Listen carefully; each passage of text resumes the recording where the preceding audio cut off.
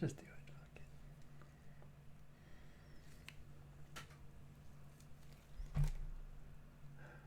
All right. I think it just started. I think it's live right now. I'm pretty sure it is. I'm going to, if you're watching this, if you hopped right in, I have to go to YouTube manually and get the link and then manually post it to Twitter because I still don't really know what I'm doing. What's up? Yes, people are in the chat. How's it going, guys? I'm posting this on Twitter right now. There's presumably some automated way to do this, but I haven't figured it out yet. So you're in. This is the pre-show, official pre-show. I'm just going to paste this link in here. I'm amped. I'm amped right now to do this. I could have written this out and copy and pasted it, but I didn't. Da, da, da, da.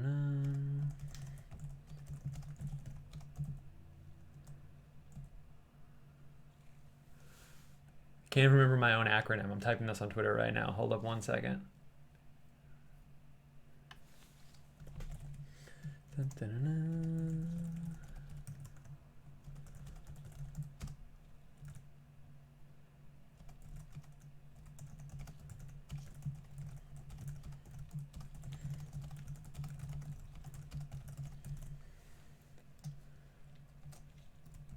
I like using the TV emoji, but I'm actually not going to do it though because I got to get this going.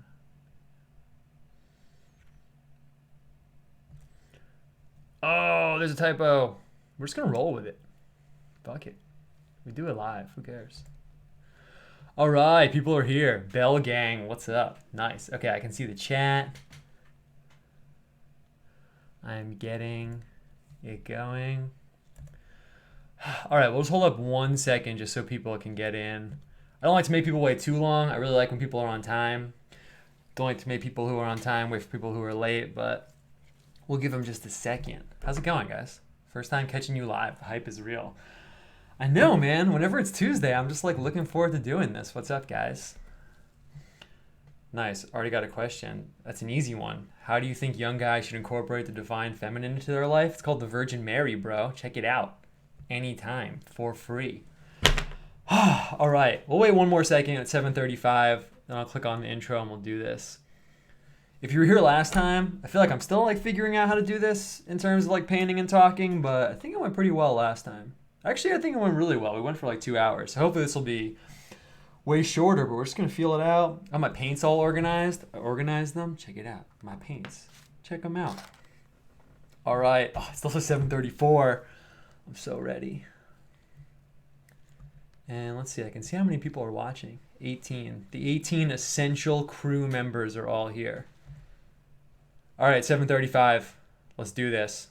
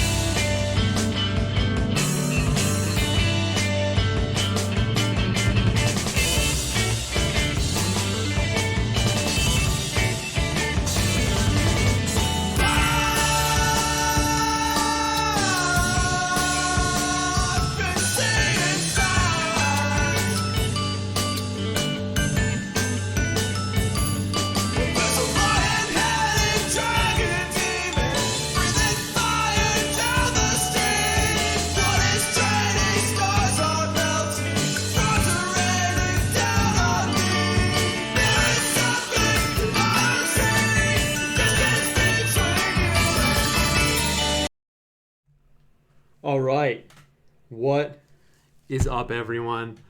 Intro, music. I still didn't put his name on the intro. Maybe I'll just say it every time. Painted Worlds, check it out. It's on Spotify. It's online. Painted Worlds. He let me use that song for the intro. Someone said it's epic. I know, it fits so perfectly. I'm definitely never going to change it. So Painted Worlds, check it out. He's really dope. Anyway, what's going on, guys? I pulled it up on my phone, and I think there's a little bit of a delay. It's not really a huge deal. It's probably like the normal tech delay you would expect. But in a second, I'll just check in the chat to make sure people can hear me and stuff like that. Someone told me the intro was too loud last time. Tried to turn it down a little bit, but anyway. Yeah, so how's it going, guys? I'm amped. I drank coffee. I did a bunch of stuff today, but nothing too interesting. Got some old books and things like that. I'll probably talk about that during the stream. Anyway, yeah, let me know if you can hear me and stuff in the chat. I'll check it out in a second. Like I said, there's kind of a delay. Anyway, though, if you've been watching the last episodes, they're all up on YouTube. If you haven't, you can check them out if you want. But basically, I'm still kind of figuring out exactly how I want to like format doing this. The first 2 episodes were just me showing off like materials and things that I use here and stuff like that. So that's pretty straightforward. Like I'm just showing something and then talking about it. It's the ruler. Pretty straightforward. The last episode was the first time that I did painting. And I feel like what I figured out was the whole first half, I was doing it super tight and really controlled. And, you know, there's a way of doing art and being creative. Part of why I wanted to do this was, you know, to get like the live creativity situation going and just talking about my ideas about creating images and working in general and things like that. So there's a way that I could do this where, you know, I've been making art for like 10 years, maybe more than that actually. Actually, it is more than that. So I could just do it like super tight, super controlled. Frankly, I could do something I've done like 20, 30, 100 times before and make it look 100% perfect and guaranteed, not make any mistakes and have it be really tight. Kind of like using like a sniper rifle. It's kind of the analogy that I use, where it's all super tight and controlled. But I don't think that would be very interesting to watch. And also then it's not very interesting for me. You're kind of just watching me in like robot mode do something that I've already thought about. One of the other options I thought of was like, you know, I could sketch it out beforehand and then like paint it live, but then I'm like, you know, it's kind of the same deal. You're kind of watching me be like photocopier boy and doing something where the virtual image of it, like the idea of it already exists and I'm just fleshing it out. That's not very interesting either. So on the last stream, after the second half, I kind of kicked into more experimental mode and just let it rip. You know, instead of a sniper rifle, it's more like a flamethrower where you're kind of just going for it and seeing what happens. And it was a lot more interesting. I think it was a lot more interesting just, you know, to go for it and, you know, make mistakes if they happen. So this stream, I just wanted to go for it and maybe talk about, you know, what I'm doing. Maybe I'll take more questions. So I don't really have it planned out, and I'm just going to talk about what I'm doing as I do it. This is only the 4th one, so if it doesn't go well, whatever. We're really riding the public broadcast, 3 a.m., free TV coming in, staticky situation. Not that it should be staticky, but, you know, it's the vibe of like when you're flipping through the TV and you click on like public access and there's some guy on like a show with like a very low budget. That's the energy I'm going for. So if it doesn't go well, whatever, man. It kind of fits the vibe, I guess. Just gonna audio and video are thumbs up. Nice. Okay, cool. Oh, also one other thing. So I really like taking questions and like interacting with people while I'm doing this. The thing is, though, I don't have super chats yet, which only matters because when you do super chats, I'm pretty sure it's like highlighted or it's in like a special spot and it's very clear where the questions are.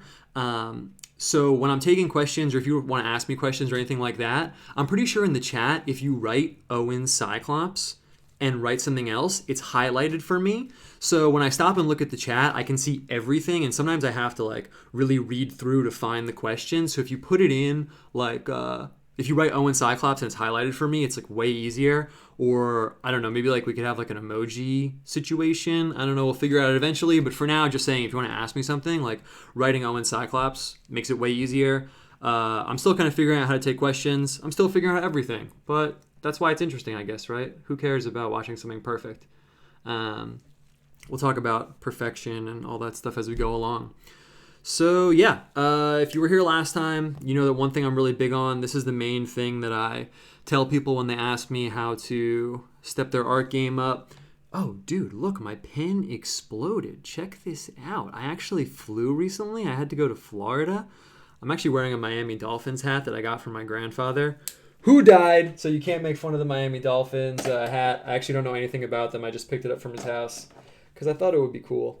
And yeah, sometimes when you fly with pens, they explode. Let's see if this one exploded too. If all my pens exploded, I'm just gonna roll with it. Nah, we're good. Cool. Okay.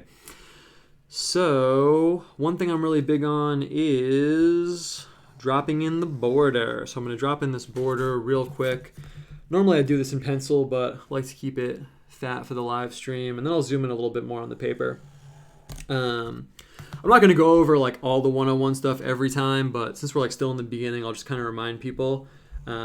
This is like creating a space for me to work into instead of painting into like the infinite void of the infinite white space of the page.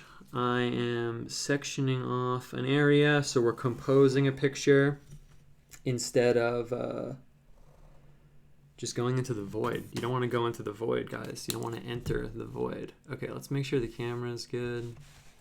Zoom down. There we go. I'm loving this camera. I got this Logitech Brio, and the zoom is awesome. I've done a few like test ones just to make sure everything's good. Let's see. There we go. And yeah, whoever said my name in the chat, yeah, that's highlighted in red for me, so it's actually way easier to see it, as evidenced by the fact that I just saw it. Yo, eventually if we get really high tech, maybe we can do it like VR status and I can have it like exactly how I see it and you can like pretend to be me. Okay, so I am, like I said, I have nothing planned out. I'm just gonna go for it. Kind of let you guys know what I'm thinking. And also it's kind of nice that we're doing this because just naturally it's not something that I have contrived and done intentionally like for posting online and talking online, but I kind of do have things that I'm thinking about every week in terms of like, you know, aesthetics and ideas and things like that. So I'm kind of hoping it all naturally and perfectly comes together. So here's what we're going to do. I can't tell if I should start with drawing or painting, but since we're experimenting, I'm just going to start with a little bit of drawing. I'll draw one thing in and then we'll see how it goes from there. So I have thought a lot and spent a lot of time thinking about how the picture plane is broken up. That's what this is called, the picture plane. Because I don't really work anymore in what I would describe as like a classic, like Renaissance Western painting way of interacting with the picture plane. When you go to a museum, if you look at most oil paintings, especially Renaissance style, if you imagine any like Da Vinci painting, any Michelangelo painting, things like that, the plane itself is a window, and it's like the artist is creating a window that you're looking through to see a scene on the other side. Supposedly, some art historians say this, but you know, they're academics and they say a lot of things, but it is interesting. They say that that's the reason why a rectangle became the most popular format, because it's supposed to be like a window. I don't really think that's true. I think humans naturally like gravitate towards rectangles for a variety of reasons, but it's interesting to think about it that way. I like using the picture plane more as like an informational space. So I'm thinking of it more in terms of like a medieval image, or really like, frankly, like a Tibetan image, or like most Buddhist art, but really I'm thinking of like Tibetan art and Nepalese art and things like that, where it's really flat and it's purely informational. When you look at some kinds of paintings, usually sacred art, some icon paintings, like if you think of Orthodox art and Russian art and older Byzantine art and things like that, also function this way. The artist isn't trying to make an illusion like it's a window, like things are 3D and perfectly shaded. They're using the picture plane totally flat as like an informational space. So that's what I think about when I'm doing this. And I really never shook the convention that's the most common in Tibetan art. It's not like they really, I mean, I don't want to say they didn't invent it, but it's pretty common in, you know, a lot of art forms. Also, I think naturally it's something people would generally come up with, but I got it from studying Tibetan art, you could say. Where in their artwork, the top register, so the top part of the image right here, is reserved for kind of like it's kind of like you have like a 3-world situation going on. If you're familiar with like Platonic philosophy, kind of has this a little bit. Older forms of shamanism have this a lot too. Shamanism, you know, from all over the world has this kind of breaking up of like the universe, where you have a higher plane that's above us. So I would describe this as like the divine sphere, the sphere of like God and divinity and things like that. Then in the middle, you have our world, the terrestrial sphere. That's where we live. And then down below, you have kind of like an underworld type situation. So in Tibetan art, what you'll often see is that exact thing. On the top, you have the higher realm. So up here you'll have like Buddhas and teachers from the past. You'll often have like a root deity. That's like the deity or like the teachings came from, or like great teachers and things like that up here. In the middle, you'll have like the deity themselves, or that the picture is of, or maybe if you're painting a picture of a great teacher or something like that, they'll be in the middle. And then in the bottom, they actually don't normally depict like the underworld and frankly evil things and things like that too much in Tibetan art. So down at the bottom, they'll have like offerings and like gifts and things like that for the deity. If this is your first time watching anything like this, or talking or hearing me talk or interacting with my vibe in any way, I'm not Buddhist, but I studied Tibetan art for a long time, so that's often what I gravitate towards in terms of talking about this kind of stuff. But you actually intuitively, maybe it's intentional, maybe it's just intuitive, see a similar breaking up of the space in lots of medieval images and older Christian images. It's just kind of intuitive, right, that up in the top would be angels and God and the heavens opening. Sometimes you see like a really cool opening where you have like all the saints and people in heaven, the church triumphant as it's often called, depicted in the clouds. Then in the middle, it's kind of natural that that would be like the world that we live in. And sometimes down below, you do actually get like an underworld type situation. Thinking of more like pre-Northern Renaissance, like Northern European stuff like Jan van Eyck. If you're on your phone, or if you have like the computer open and you have your phone open, you could pull it up. It's not really necessary for you to get what I'm saying. But Jan van Eyck has a lot of images like that, where you have like the nice heavens, the earthly world, and then the underworld down below. So sometimes I do think of the picture plane like that, and that's kind of what I'm going to vibe out on right now. What you're hearing in my voice, the delay, what I'm thinking about, is I'm kind of wondering if I'm going to start drawing with this pen, or if I'm going to start drawing with the paint itself. I could do it with the pen. That gives me some leeway, because once I put this pen down, the ink that's in here, it'll dry. You won't see it, but this is the reason it functions this way. It'll dry with a little bit of like a binder in it that won't dissolve when I hit it with the paint. So I could theoretically draw a bunch with this pen. Then when I hit it with the paint will just go like nicely over it, and the pen will hold perfectly. It won't like fuzz out or look like it's wet or anything like that. But that's kind of boring, because then you're just watching me fill in like a drawing. You're watching me like color in something I already drew.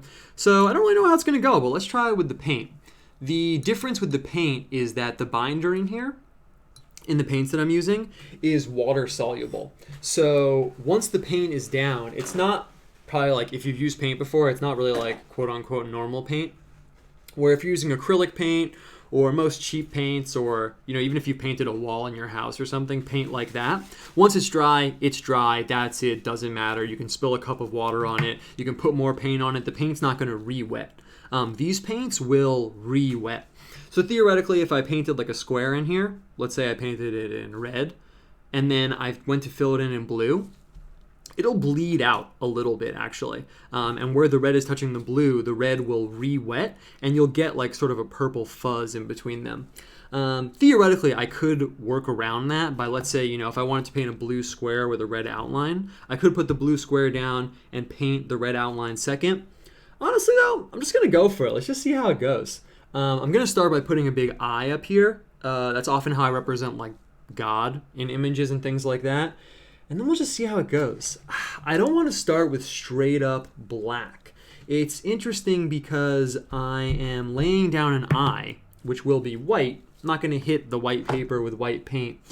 So actually, we're going to start with the light that's behind the eye. I'm going to have the eye in this like luminous sky. And this is often a convention that I use in my images. So I'm going to have the eye in this like luminous sky, and the sky that's luminous, that's lit up, will be cut away from the rest of the sky with some clouds around it. That's actually how I start a lot of my images. If you've looked at a lot of my art before, you've probably seen that before. Since I'm kind of winging it though, I'm gonna go with a little tried and true in the beginning, and then we'll see how it goes. One thing that's not tried and true that I'm gonna bust out right now is I'm gonna use pink. And I am not going to mix it with the conventional colors. Actually, let me bust out the palette right here real quick. Dun, dun, dun, dun. Boom. Okay. Oh, how dope does this look on the camera? Love it. I will never, ever, for my entire life, ever get tired of seeing the full color spectrum. Seeing every color all at once is just such a cohesively pleasurable experience. Like, I could just sit here and just roll with it, but we're going to keep going. So you can see here, again, I'm not going to go over all the one-on-one stuff every time. So if you want to go back and watch the episode where I talk about actually all of these colors individually in like painstaking detail, that was the second episode. You can go check it out. But you can even see, just looking at this, if I cut off this little area over here, so just you can see it, it's, in case you're just listening to this, like maybe you're working out or something. Someone told me they listen to this while working out. That's awesome. I'm covering up like the hot pinks over here. Everything else, you can see this all kind of fits into like a classical painting palette. And if that doesn't mean anything to you, you can imagine if you went through a museum and were looking at paintings that looked old, like really old looking paintings. This kind of, you could use all these paints and get a kind of old looking situation. We got the browns over here with almost no exceptions. Actually, yeah, with no exceptions. It may be the spectrum violet, but you can't see because it's really dark. It doesn't really matter. These are all colors that fit into a classical palette. They're all pretty old pigments, or people in older times would have had access to pigments that are like these. That is not the case for the pink situation over here. You can obviously imagine, let's see how it looks when I open up one of these and hold it up to the camera. You can obviously imagine that, let's say Da Vinci back in the day. Oh, look at that. Yes, look at that. So good. That color is awesome. You can obviously imagine, you can even see it in the cap too. Actually, you can see it a little bit better in the cap. There we go. Nice. So you can imagine that, Da Vinci, people in the 1300s in Italy rolling into the pigment store, where literally it would be like a store with jars full of all these colors and powders. They wouldn't be in paint, and then you would make the paint yourself. Would not have access to these hot pink colors. These are definitely chemical colors. Oh, this one's even brighter. Check this out. Maybe we'll start with this color right here. So I actually added these intentionally. Oh, perfect. Someone gave me the tip of if you put your hand behind the thing you're trying to focus on, it focuses so much better. Oh, perfect. So I actually added these kind of like hot magenta and hot pink colors to the palette intentionally. And while I'm talking, I'm going to open up the last one, Brilliant Red Violet. Let's just check this out. Because I wanted to be able to access this like non-classical dimension with my colors. Sometimes it's really awesome if you're working on a painting. Oh yeah, look at that. It's actually coming out on its own because I accidentally squeezed the tube. So we're probably going to use this color that kind of decided itself. Let's see, will it focus? Oh, look at that. Someone said it looks like you want to eat the paint, and that's how you know you're working with good paint. It looks like you want to eat it. I'm going to drop that purple glob on the palette right there. So I added these colors intentionally because, like I said, it's really cool for me to be able to deploy. It's really actually a perfect word for how it feels, like you're deploying the colors. If I have like a very classical situation going on and it looks like very, let's say I nailed it and got the kind of medieval, luminous, manuscript painting color palette that I'm going for, and then you just hit it with one of these hot, really modern colors, it's awesome. It looks so good. So maybe we'll see how that looks right now. Also, I mentioned before that these are chemical colors. They definitely just like synthesize these colors up in a lab. You can actually see, so if you go buy paint, one of my goals for doing this is like maybe people will feel kind of empowered and go to the store and like pick up some stuff, or you could do it yourself. Is you can see on here, let's see how well I can get this to focus. Boom. So this cadmium scarlet, you can see, let's see, am I mastering the hand trick? Yes. It says Series 4 right here. That means it's the most expensive one. When you go to buy paint, all the paints aren't the same prices. They're going to be put in terms of series. So you'll go to a paint store, let's say there's like 100 tubes lined up, and there'll be a little sign that says Series 1, $5, Series 2, $7, Series 3, $10, Series 4, $14. Because depending on how expensive what they're putting in here is, they have to charge you more, right? This one has cadmium in it. Cadmium is a heavy metal. That's why this looks so nice, the color. So they have to charge you more because cadmium is expensive. This one right here is cobalt blue. It has cobalt in here. That's a metal, so they have to get it out of the earth or something, right? Maybe it comes from asteroids. Just kidding. So they have to charge you more for it. Whereas these colors I just showed you, these are like Series 1 or Series 2 because they're just chemicals made in a lab. Anyway, so what I'm going to do right now, I can't tell if we should use the opera pink or this color that's called rose Tyrian. That sounds really badass. Let's try this opera pink. I went on a long spiel about why all the colors have the names they do before, but I actually have no idea why this is called opera pink. Really have no idea. Sometimes you'll get a color called like Afghan rose, or it'll have Afghan in the name. I think there was some pigment that they could get from Afghanistan or somewhere in the Middle East that had a color like this, but I honestly have no idea. There's actually a really cool story of some guy. I don't really know this story that well. Oh, look at that. Looks so good.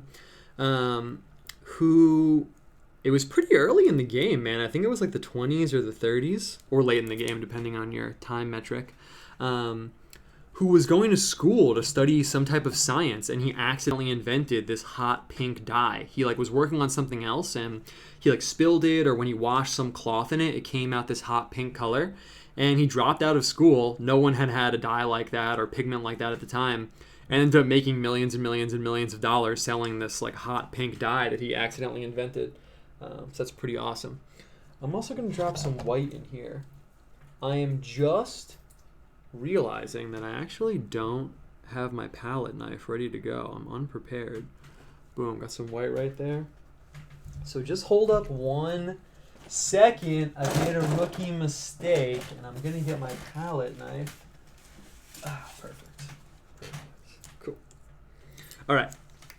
And what I'm going for, I'm gonna kind of go for like a really light pink that's kind of like bright also. So I'm gonna grab some of this white.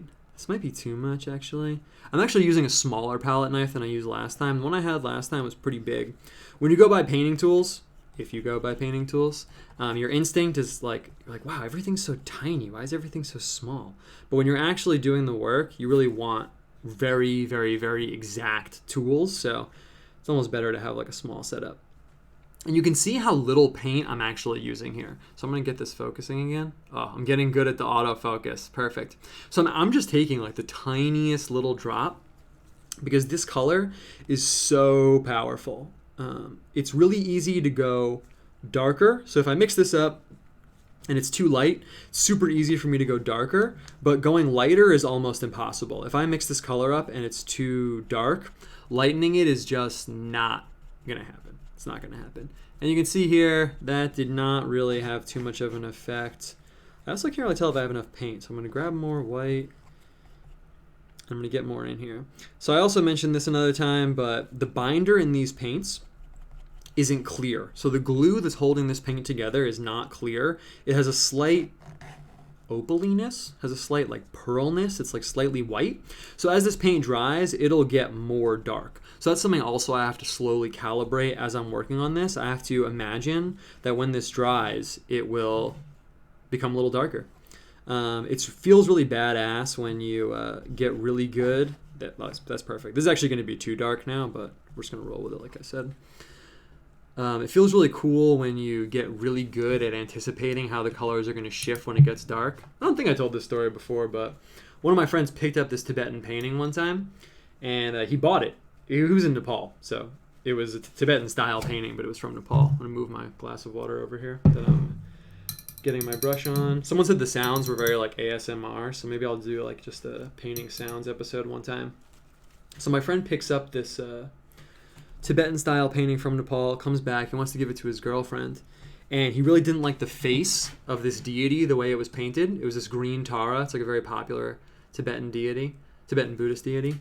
And he asked me to change the face, so I said yes. And I mixed this color up, and like I said, it dries a different color, so I had to like really calculate and anticipate it, and I painted over the face, and it looked like it was the wrong color, and I watched it dry, and it just slowly shifted into the exact perfect color, and as it dried, I could just watch the face turn, and boom, it perfectly matched the body. It's a very like badass painting memory that I have stuck in my brain from that time period. So you can see what I'm doing right now. It looks like I'm just like obsessively like poking the paint. I just want to make sure it's like a good consistency. So I'm coming over here, I'm grabbing some water, and then I'm grabbing some paint. And I just want to make sure it's like the perfect consistency. If it's too globby, if it's too thick, it won't really go on too well. If it's too loose, you don't really want that either. So you can imagine. I just want to make sure it's perfect. Okay, cool. And I'm also working on holding my hand in such a way that you guys can see what I'm doing. So I'm also getting good at that. There's like 10,000 things I have to keep sharp in my mind, so stick with me if it's not going perfectly. So I'm just going to go for it. I'm just going to kick in these big clouds. Boom. Boom. And we'll get one more coming in. Boom. Perfect. And then I'm going to come in the other direction also. So I have to keep looking up at the computers to make sure you can see what I'm doing. So eventually I'll get better at that. 2, 3. Perfect. That's perfect. And I'm going to fill in this kind of luminous pink sky around. There we go. Perfect. This eye shape. Cool. And then I'll come back in and I'll probably paint the lines of the eye in with maybe like a red, maybe like a blue or something like that. I'm not really sure what color palette I'm going for right now. I honestly, if you were following me on Twitter this week, the last week, I was thinking a little bit about vaporwave. For some reason, I go back and forth thinking about lots of different kinds of things. And I was thinking a lot about aesthetics, and somehow I got to thinking about vaporwave, and I even posted about how I have such like a love-hate relationship with it.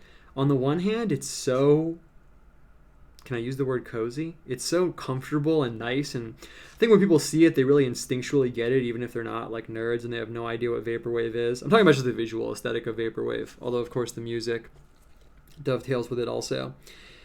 But at the same time, I just feel like it's so played out. I mean, like, how many times have you seen that blue-pink gradient? And people now even, it's kind of like so cliche, you could even create like a robot that just made like vaporwave art, right? Like it has such a standard vocabulary and the same, premises, the same symbols, the same, everything gets used over and over and over and just gets recycled in these different ways. So I was kind of wondering if you could take the parts of it that are fresh and interesting and kind of save it from the parts that are very played out. And I don't really know if it's possible, but it's something I was thinking about. I kind of got lost in a little bit of a rabbit hole about like the philosophy of it, and I was thinking about, let's see. So I have this cerulean blue. This is kind of like a green blue. I always use this color, and it would be very safe for me to use this. I'm trying to decide if I want to take a little bit more of a risk. And now that I'm phrasing it that way, I feel like I do. I feel like I should do something that I haven't done like 100 times. So let's just go for it. Worst case scenario, it doesn't look good. And then whatever, man. Sometimes paintings don't look good. I'm going to put in these yellow clouds, actually. So we're going to go in with this warm yellow. Yeah, there we go. Nice. So choosing that color, I had two options. This is the warm yellow. It's cadmium yellow. I'm going to keep saying the color name so that, if you watch this a lot, you can get good at talking about this kind of thing and get comfortable with it. I could have used the cool yellow, which is lemon yellow, but I don't know. I was kind of worried that it would look too much like this pink color, so I chose the cadmium yellow. I can't go in and paint the eye immediately after laying down the pink because it's still wet. It takes probably about a minute, almost probably a minute exactly to dry. So if I went back in right now, it would just be a tiny bit wet, and it's just a little safer for me to wait. So I'm going to take my palette knife and clean this over here. Yeah, so I was thinking about the vaporwave thing, and it's kind of interesting because something else I've been thinking about a lot over the last, year, maybe even longer, man, is like nostalgia and how memory plays into life and thinking about life and things like that. I feel like I lived like a whole huge portion of my life never reflecting on the past ever. I feel like I never thought about the past or my own past in any like meaningful way for such a long time. And then eventually, all these like memories start coming up, and the whole aesthetic of vaporwave is so about memories, and it gets oddly like philosophical because sometimes it's memories for things that you haven't experienced. Like I'm sure you guys know what I'm talking about. Like you see like some computer from the 80s and you're like, oh yeah, man, like computers used to be like that, but like you weren't there. You weren't using those weird like rectangular prism, computers like that. I mean, maybe some of you guys were. I remember those a little bit, but still, it's kind of like a fake, like manufactured memory. And I have such like a weird relationship to that feeling of remembering the past and nostalgia and stuff like that. I thought that everyone felt that way. I thought that everyone felt. I'm gonna get more white in here. You can see I didn't really mix up enough paint, so I'm gonna grab some more white paint right here. And I'm just gonna throw in some like fat yellow clouds, and then we'll see what happens next. I thought everyone had this weird kind of feeling that nostalgia was kind of like pathological in a way, that there was kind of something like wrong with it. But then I talked to a few people and they were like, no, man, what are you talking about? I like remembering the past and stuff like that. So maybe I'm just weird. And yeah, then I feel like vaporwave perfectly fits in with that. I don't know. I don't really have like a larger point here or anything, but it's something I was really thinking about. I even got lost a little bit down like a rabbit hole thinking about like cultural memories.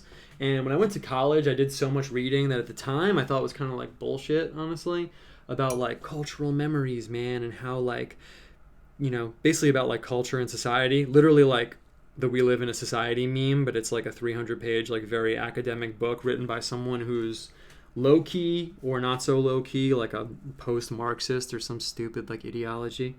But yeah, I really was thinking about that, man. Okay, I'm gonna lay this in right here. Boom. All right, nice. I'm gonna paint in these yellow clouds. Perfect. And yeah, I posted this really ridiculous comic. It's funny. I guess I'll tell you guys. I don't normally like to like go too hard behind the scenes, but sometimes I make comics or things that are intentionally over the top and ridiculous. Like I think that's obvious. Like I posted this vaporwave comic. It was kind of about like all these academic ideas about like cultural memory and vaporwave and like theories of aesthetics and stuff like that. And I very obviously, in my mind, made it ridiculous, like cramming in as many like stupid, not stupid, I mean, just, pretentious, pedantic, academic terms as possible. But I guess, it's hard to see how somebody's going to read on Twitter. So I get people like that know me who are like, oh, this is funny, like, cool. But then I get people that don't know who I am who are like, oh my God, like this guy thinks he's so smart. Like someone even quote tweeted me and they were like, wow, it looks like this person made this comic just trying to fit as many big academic terms as possible into one stupid like Ben Garrison comic. And I was like, yeah, that's literally the joke, you idiot. Like, that's literally exactly what it is. Anyway, but I did get kind of lost thinking about, things I used to read. I have a lot of, like, academic writings on aesthetics and stuff like that here. And sometimes I poke back into that world. That's a big part of my college experience that I never talk about. But, yeah, just about, like, theories of culture and things like that. I don't know, man. It's a weird time. All right, so I'm painting in these yellow clouds. Oh, yeah, I was going somewhere with that. So, perfect. I just want to make sure these bumps are good. There we go. So, yeah, I think it's interesting because, I don't know, I do feel like there is this element of, like, our culture and society in general that is kind of, like, stuck. Like, don't you guys feel that way sometimes? Like, sometimes I look around and I'm like, I don't know, it feels like everyone's, like, looking so hard in the past. Like, people still vibe out so hard on, like, 80s music, and like that's cool. Like I don't not like 80s music. In fact, I kind of like it, but I don't know. That was like 30 years ago. In the 80s, were they vibing out on like 50s music so hard? Has like this level of cultural nostalgia ever been so like compressed, Were people in the 70s like, oh my God, I found this record from the 40s, like I love the 40s aesthetic, like let's be nostalgic for like when our parents were like fucking teenagers? Like, I don't know, man. I mean, my parents weren't teenagers in the 80s, but it's just very interesting. Anyway, so I'm really happy with that color combo actually. So I got the pink, got the yellow, and I'm gonna go in and paint in this eye. I'm gonna use that cadmium scarlet that I talked about before. Might stick with the warm colors. I don't know. I don't really know how the colors are gonna go, but we're just gonna kind of roll with it. This is, I've mentioned this before, but just to reiterate, this is the warmest color in the whole palette. If I laid out all the colors on a spectrum from being really warm to really cool, this would be the warmest one for sure. And that's part of why I'm gonna use it for the eye. It's gonna like really call attention in terms of the whole image.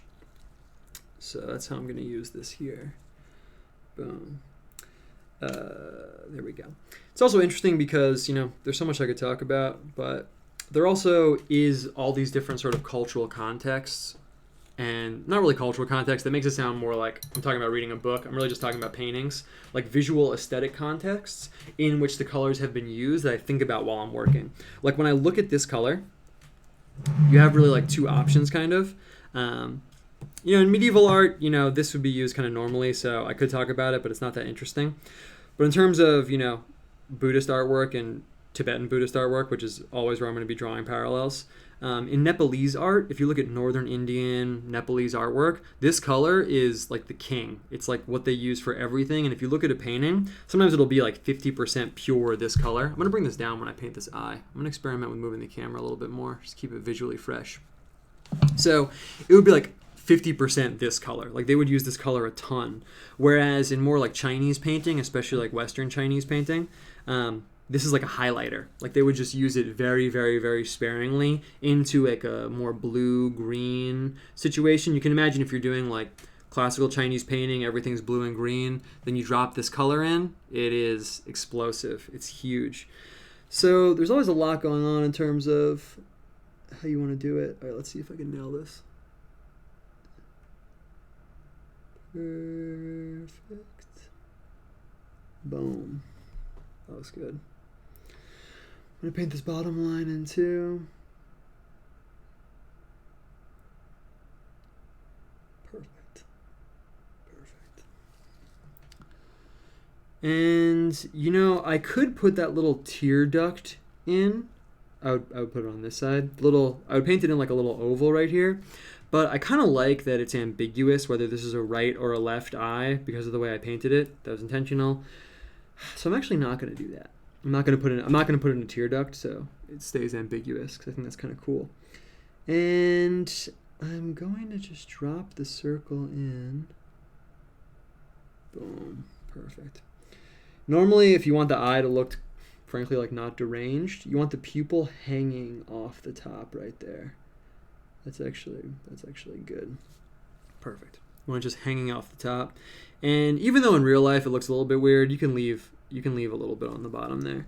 I'm actually going to put in the iris super big. So now I have two options right now in my mind. I can just put in one iris and it'll look like a, you know, quote unquote normal eye. Or I could put in like multiple, like come in with the swoop, swoop, swoop, put in like a few stages of it. That gives it a lot more what I would call like an aggressively trippy feeling. I don't really know if that's what I'm going for. Oh, I also could put the iris in. Yeah, I'm going to put it in a different color, actually. I'm going to put it in orange. I could have just dropped it in red there, but I'm going to put it in an orange. Cool.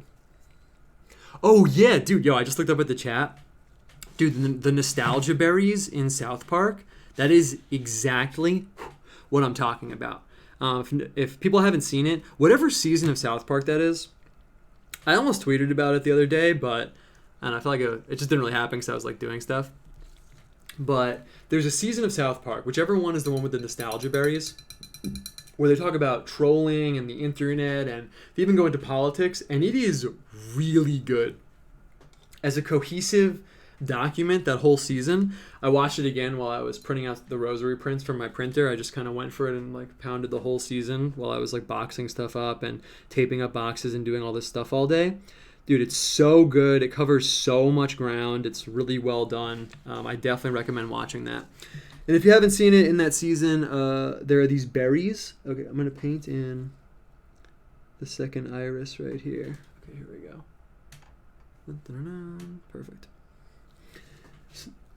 Okay. I'm also making sure, you know, it's funny. I should have moved it, but it doesn't matter. But I have the color palette here. And then that means when I'm putting my hand down, I could drop it in the paint by accident. So I'm just getting used to the whole setup. So thank you for sticking with us during this time. There we go. Perfect. Anyway, in that season, there are these berries called nostalgia berries. And basically you eat them and they kind of like have you trip out on nostalgia.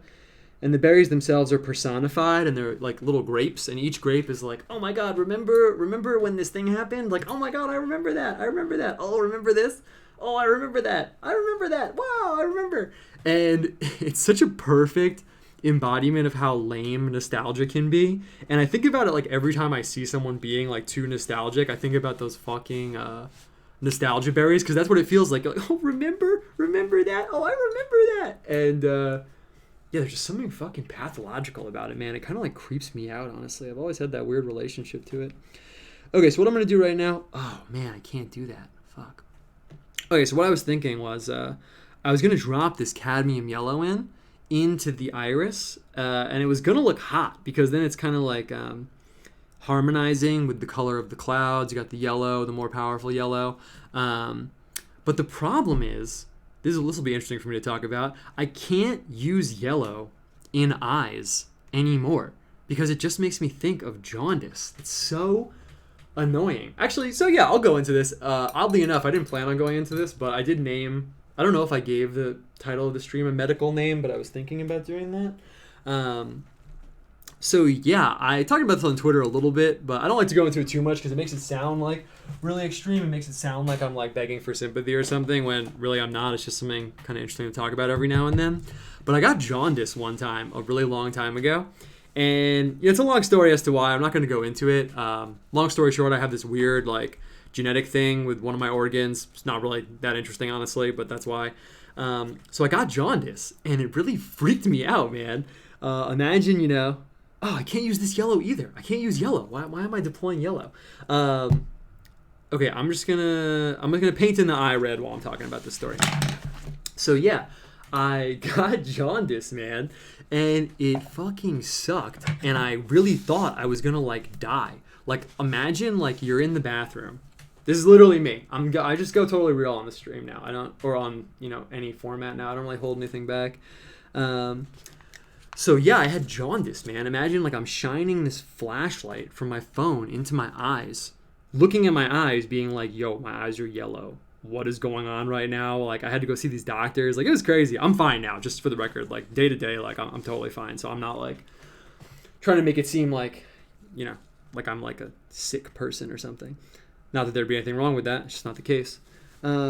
But yeah, and ever since then, my relationship to the color yellow has completely and totally changed. For a while, for almost like a year and a half after that, I never used the color yellow ever because it just made me think of fucking jaundice. And even now, like I really don't use it that much, and I would never use it near someone's eyes or in someone's eyes. Because it just makes me think of that. It makes me think of them being like sick. Like right now, I was going to drop this cadmium yellow into this like eye of God up here. But why would I do that? I'm not going to make God look like sick in my painting. Like what the hell? And the only reason I'm really bringing that up, I can't decide right now. I can't decide if I'm going to drop the orange into the iris. Because I outlined the iris. Oh, look, I already smudged some paint. It's okay though. We're just going to roll with it. I already put the outline right here in orange, and I'm just kind of worried if I put orange into the iris, it'll be too close to the color of the iris. The iris is this deep red. The pupil is this deep red. If I make the iris orange, I'm kind of just worried it won't really read too well, so I'm not going to do that. And I have to ask myself what color I can put in the iris that will be different enough from this red that it won't be so visually confusing. The problem is that if you put two colors right next to each other that are the same value, if you don't know what value means, it's like the light and darkness of it. Imagine if you took a photo that's black and white of a bunch of colors, they would all be different shades of gray. That's exactly what value is. So I need a color in the eye that won't be the same value as this red. Because if you put two colors there and they're the same exact value, doesn't look good. It makes your eye, it has this kind of like electric barrier effect, and your eye doesn't really know like what to do with that information. So I'm gonna drop light blue in there. Blue eyes, right? That's pretty classic. No one can really argue with that. So anyway, back to my jaundice story. I only brought that up. This is perfect. I just need a tiny bit of blue because I'm gonna make the blue really light. And I'm gonna mix some white up here, and I'm gonna put some white down. Cool. So the only reason why I brought up the jaundice thing, I'm also getting used to keeping the camera focused. So I'm literally thinking about like 200 things at once, and I'm still getting used to doing that too. So let's see, is it focused right now? Can't really tell. It'll normally focus on my hands. There we go. All right, well, I'll see how it focuses in a second. So the only reason I brought up that jaundice thing is it really made me think about how much differently people must have experienced color back in the day, like in medieval times. Like if you think about it, seeing like, let's say your friend got some cut or something, or maybe it's not even your friend, maybe your dad, maybe someone you're related to got some like wound, right? And the wound turned black and they like fucking died from this like infected wound. That color is going to stay with you. You're going to remember like the dark, sick nature of the colors, and, people getting ill and maybe their eyes, like I said, like turn yellow and everything. Like, it just made me realize that people working in times like that, it doesn't even have to be medieval. You could be in France and shit is just not going very well, or anywhere. They must have experienced the colors so much more viscerally. And now I have an element of that, like I said, because I fucking hate the color yellow. I actually hate it. I never use it because it makes me think of that. So you got to wonder, how much that affected people back in the day. Like, it's really different for us. I can crack open a book, like the Book of Symbols over here that I have, and open to the page black, and it's like, yeah, people associate black with death, like wounds, things like that, and I can understand it in a very like academic sense, but then the reality of it hits you, and it's totally different. It's totally different than the academic sense. Perfect. Okay, so I got this light blue here. I'm gonna paint this in right now. Conversely, actually, so since I opened up that little can of worms, I will just mention one other thing. Oh, cool. I thought my computer was dying. I now also, since then, look at people's eyes totally differently. Like, it's almost kind of creepy. Like, for a while after that, I would be looking at people's eyes, and I would, like, notice how clear they were, and how, like, the whites of people's eyes can just be so white and, like, so pure in a way. It almost made me feel like a goblin. Like, I was, like, walking around the city, looking at people's, like, perfect, clear, white eyes with my, like, sickly demeanor, being like, oh my god, like, my eyes don't look like that. I'm fine now. My eyes look normal now. But that experience really stayed with me. Also, probably because I draw eyes a lot. I'm always, like, painting eyes and things like that. So that is something I never forgot. I might have not made this dark enough, but if I didn't make it dark enough, we'll just go back in and make it darker. Let's see, I didn't want to make it too dark.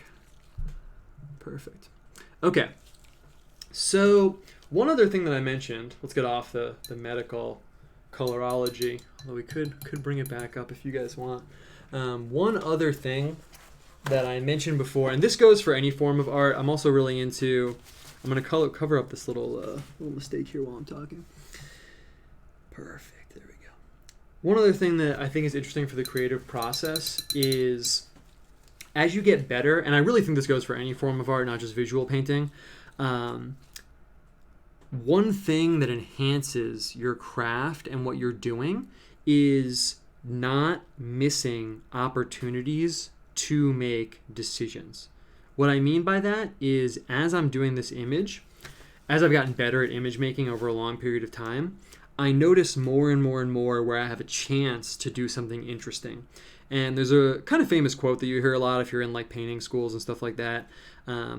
People will say, great art isn't the result of 1 or 2 or 10 good decisions. Like 10 like great decisions. It's like 100 or 1,000 good decisions. All these good things that you do stack up slowly to make something great. They also say, kind of like mixed up two quotes, but that's what the first one is. They also say the difference between medium art and good art is huge. The difference between art where it's like, yeah, that kind of sucks, or, I'm not really having a response to that, to like, hey, that's pretty good. That's a really big gap. The gap is massive. But the gap between art that's good and art that's really great, it's actually not that far. And usually just a few decisions, a few things that the artist has done, push it over the edge into greatness. That's part of why it's so sometimes mind-boggling or vexing. Vexing is a really good word for it. To go to a museum. Well, I'm a painter, so for me, it's going to a museum and looking at a really great, like 10 out of 10 world-class painting. And sometimes it becomes maddening. Sometimes you're like, why is this so good? Like, what takes this over the edge? I know musicians have that too. If you're someone who makes music, you can listen to an album that really inspires you, and I'm sure there's some enigmatic element of it where you're like, I can copy all the things that I'm hearing this person doing, but it's not the same. I'm not in the same ballpark as them. I'm not on the same level as them. Like, what is missing? And normally, in my opinion, it's these really small decisions. Actually, a really, really good, I want to start doing, I'll just tell you, actually, it's fine. You can watch my hands for a second. A really good story like that, one of the best like how to be creative stories that I ever heard. I read it in this book. It was actually a book about how to direct plays. Back in the day when I was, first taking off in painting, you could say, I just read anything I could find about being creative from any discipline because, like I said, I wanted to see what I could apply to my own work. And there was this book about directing plays, and I saw it in some bookstore. And I thought, that's really interesting. Like, I don't even know what the deal with that is. Like, I can't even imagine being a director and what makes someone a good director in a play. Like, have I ever even seen a play before? Like, probably not really. I mean, I was in a few, but like, I don't go see them. So I checked it out. And in it, there was this story. And basically what it was, there was a director, and the actors were on stage, and one of the actresses, they're kind of like setting up. And the actress says, hey, in this scene, we have this chair over here. Do you want me to put the chair facing the audience, or do you want me to turn it to the left over here? What do you want me to do with the chair? And the director said, doesn't matter. Doesn't matter. Do whatever you want. And the author said that that's like the worst possible answer they could have given, because it's like you're holding on to the situation of the creativeness. You have your mind like over everything, and then you just let something go. You're like, yeah, whatever, doesn't matter. Like, you just like release, and you have no control over that. And you're kind of sending this message that like, well, it doesn't matter. It's not really about the message. And in painting, I feel that way also. As I've gotten better and better, it's like every square inch of the whole image, every little aspect of everything, it's like my mind zooms in and I consider everything way more. Whereas when you first start painting, there are elements like that chair where you're like, I'm painting this guy's shoe, but like, I can't, whatever. And you're not as zoomed in as caring about how does the chair turn? How's this person wearing this outfit? How's this person turning? How's this person delivering each word in their lines? So my point is that it's kind of a little bit of a long walk, but I think it was worth it. As I'm making an image like this, I kind of decide how I'm going to play each card. So I make this eye. I could zoom in and like put something in the eye. I could paint like a little key in here, something like that. I'm not going to do that. I could put something above the eye. I could paint like a little crown in here. That'd actually be pretty cool. I have the space under the eye. I could put something underneath the eye. I have this left and this right in this luminous space. I could put something in there. And then on a bigger scale, I have these two areas over here, the left and the right. So I just kind of wanted to put that out there, that as I'm talking and as I'm doing this image, I am considering each of these options that I have. And it's almost like in an RPG or like in a video game or like a choose your own adventure book where the paths fractal out and I'm closing off some. Like I said, I'm like, I could put something in the eye, but I don't know, it's not really the move right now. I like close off that door. And then I'm like, well, I could put something up here, and the symbols that I use then open up other options. Like, for example, what I am going to do right now actually is I'm going to put in a crown above the eye. So as you start putting in symbols, that opens up and closes certain doors. It's more that it starts to create like an informational matrix. Matrix as in an overarching framework. It starts to create this informational structure of the image. Part of the reason why I like working with images, hold up, I'm just going to put the bottom line in and make this tight. There we go. So part of the reason, I can't tell how much I should be zooming in and out. That's something else that I'm figuring out. So again, thank you for sticking with us during this process. I'm going to put a crown up here. I'll probably have to outline it. The yellow isn't going to be different enough from the pink, but let's just see how it goes. So as you start to use different symbols, it creates that informational superstructure that you're working within. I'm not trying to be pretentious and use like big words, just the only way I can describe it. That's why I often use analogies and things like that. Just saying, though, I'm not sitting here like, what's the biggest, smartest sounding word I can use? But it creates the informational nest, if you want to use a more simple word, that you're going to be putting everything else into. It's like I'm putting a crown in up here, right? Well, that's a little bit medieval. Am I going to sit within like a totally medieval informational framework? Symbols mean different things in an informational context. Maybe I am going to do that. Maybe I am going to use totally like a medieval vibe.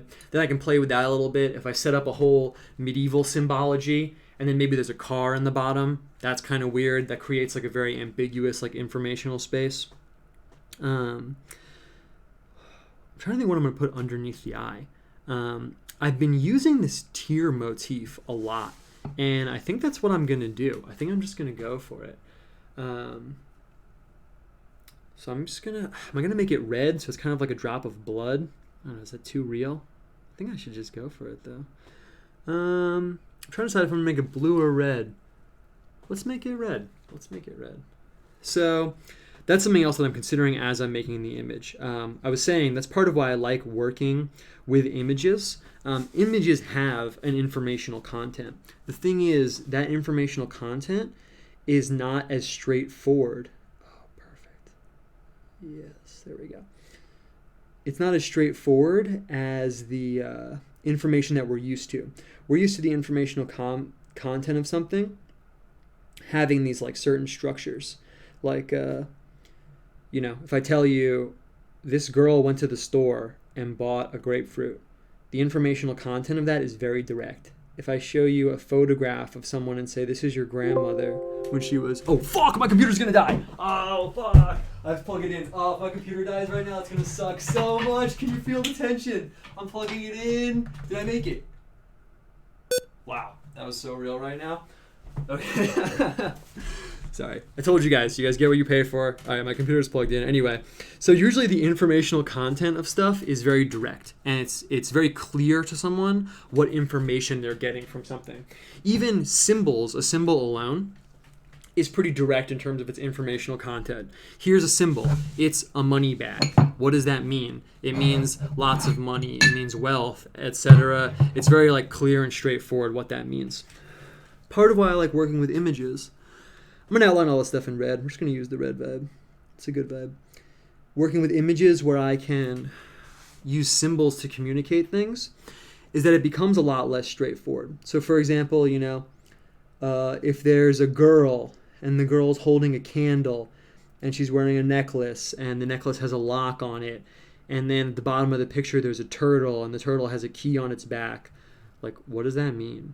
On the one hand, it means nothing. And you could say, like, well, it's just random. It's just random shit, like, whatever. And maybe it is just random stuff.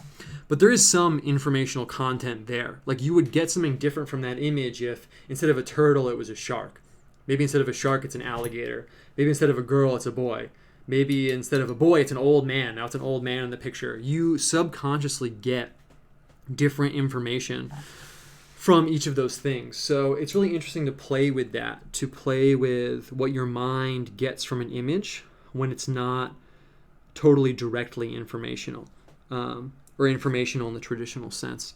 It's really funny. I was talking shit about academics who like say stuff that kind of means something, but then it kind of doesn't. And then I'm like, oh, paintings give you non-linear structures of information that we can operate in as a liminal communicative space. Like, shut up, dude. But actually they do. Okay, I'm going to outline these clouds. I'm going to see how long it's been. Not that I'm thinking about wrapping it up, but I just want to like make sure I take questions every now and then. How long has it been? I can't tell. Let's just take some questions. Why does it matter how long it's been? Who cares? So yeah, if you want to ask me some questions, I'll take some questions while I'm outlining some stuff. I realize that like, I don't know, I feel like going like 20 minutes without like interacting with the chat is kind of an eternity, but I don't know. I'm still figuring it out. So if you want to ask me some stuff, I'll poke in the chat. Let's see, did I miss any questions? Not really. The chat's absorbed. Everyone's quiet. They're like, wow, we're just taking it in. So dank. Here's a question. What's a good painting book to start out reading? It's a good question, man. There's not really one particular painting book that kind of gives you the whole rundown. One that I do recommend... Oh, actually, I'm not going to outline the clouds in red. So I'm not going to outline the clouds in red because then I think it's going to make this visual situation where the red almost functions like black, and then it's like the red is like the lines. I don't really want it to be like that. I want to stay in a more painterly space where all the colors are like working together. So I'm going to outline these clouds in yellow. So it's not really like there's one book that has all the information you need painting-wise. Joseph Albers on the interaction of color I've recommended on here a lot. One book that I haven't recommended yet, but that's really awesome, it's called The Artist's Manual. I don't know who the author is. I can check later. I don't see it on my shelf, and I don't want to like pause for a few minutes to go find it. It's called The Artist's Manual. The cover is like a ton of art supplies with a bunch of flowers in a vase, like kind of like thrown on the floor, and that's the picture of it. That book is incredible. It's called The Artist's Manual. That will really, really, really set you up to go to an art store, figure out what you want. It'll tell you the materials. It's very realistic in terms of like, hey, are you going to learn to oil paint on yourself? By yourself? Probably not. Maybe you want to start with X. Maybe you want to start with Y. So if you were like, hey, what book should I get if I want to get into making art? It's called The Artist's Manual. I would definitely recommend that. It's not really going to go into like technique too much, like how to make a good still life painting, let's say. But it'll talk about all the materials you could ever possibly need to know about, and that's really tight. Okay, so I got this space up here in the pink, and what I'm thinking is that I really want to drop something vertical here and something vertical here. I don't have that much space here is the thing. And I really don't want to create a situation where it looks like I'm cramming things in to spaces that are too tight for them. What I would really like to do, honestly, is put some palm trees in here. A palm tree would be hot over here and would be hot over here, but I don't know. Like I said, I don't really want to be packing it in. I think if I was trying to get the leaves in, it would look like I was trying to squeeze it into too small of a space. I think what I'll do is I'll move on to another part of the picture and then come back here. Sometimes what's dope is that if I do make it, with like Christian symbols in the image, which obviously I'm going to do because that's just the vibe, I can come back and put like an alpha and omega up here. That's really tight. Or, I don't know. We'll see what happens. Then I'll come back up here and address the top of the picture. So now I have to put something, I have to kind of decide what I'm going to do with the clouds, or I need to keep moving on and get down to the rest of the image. Honestly, I don't really know what I'm going to use right now. One thing that I enjoy doing with symbols in an image like this, since I was just talking about like informational content and how what I mean by informational content, you can phrase it differently as how information is communicated to the viewer. That's like a really good way of that's a good question to ask yourself when you're analyzing artwork, even if it's music or a book. Like, ask yourself, how is the person that made this communicating information to me? Ask yourself all the information that you've gotten from it, because normally it's not just so direct. Like for music, part of it is how it's produced, how it's recorded, all the sounds. You guys get the point. So one thing I like doing when I'm thinking about the information that I'm communicating to the viewer, and sometimes it's just a vibe. It doesn't have to be information like George Bush was president in X year. It can just be a vibe. A vibe is actually technically a form of information. That's the title of my PhD thesis that you guys don't know about because I wrote it under my normal name. Am I joking? You guys can't tell. Okay, so I have to put something up here, and I like doing a dichotomy when I have two sides of the picture like this. Something over here that opposes something over this way. I could do a flame over here. The red would look really hot against the yellow. Something Da Vinci talks about in his notebooks is that red looks the most red against yellow. So I could utilize that aspect of the yellow and use it to punch up the red. It would look really dope against the yellow. And I could do water on this side. The thing is, I already played that card, and I used the teardrop shape that I would normally use for water over here. Plus, I do that a lot. So I'm going to do something different. I am going to... Let's do like fire and water is not really that good of a dichotomy. Well, I'm going to put a water animal and then put a land animal. I'll kind of just use that separately this way. I could put in... Okay, I know what I'm going to do. I got it. I'm going to put a whale over here. I really like the graphic shape I can get from a whale.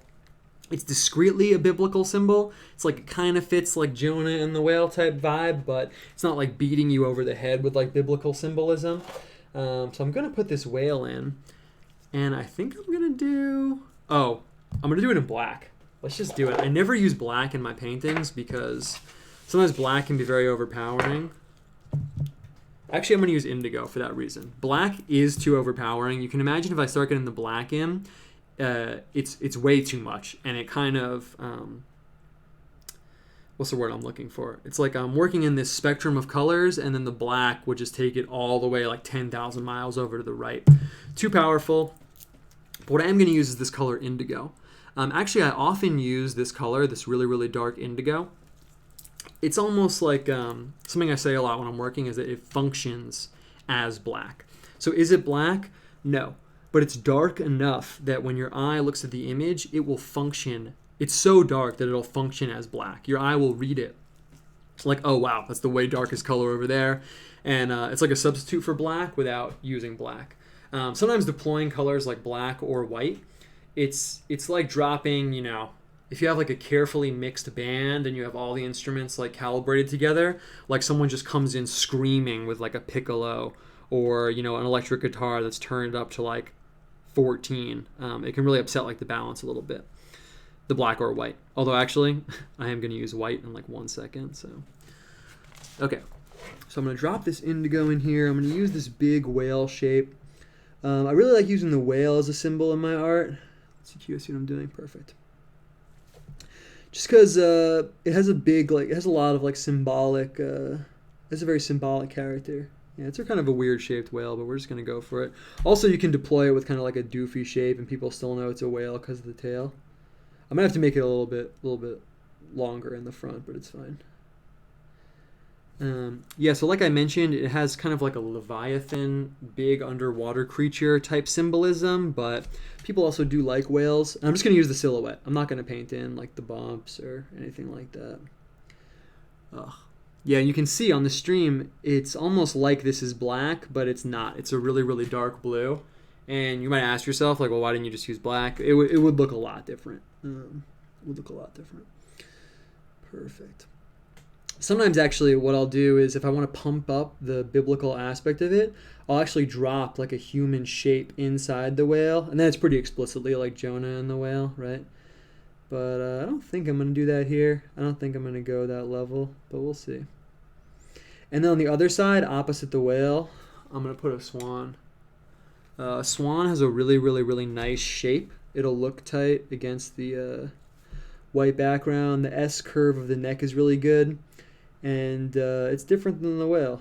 Swan's a really nice, like light, elegant animal, and the whale's kind of the opposite. I mean, it's elegant, but what is it, like 10 million pounds, right?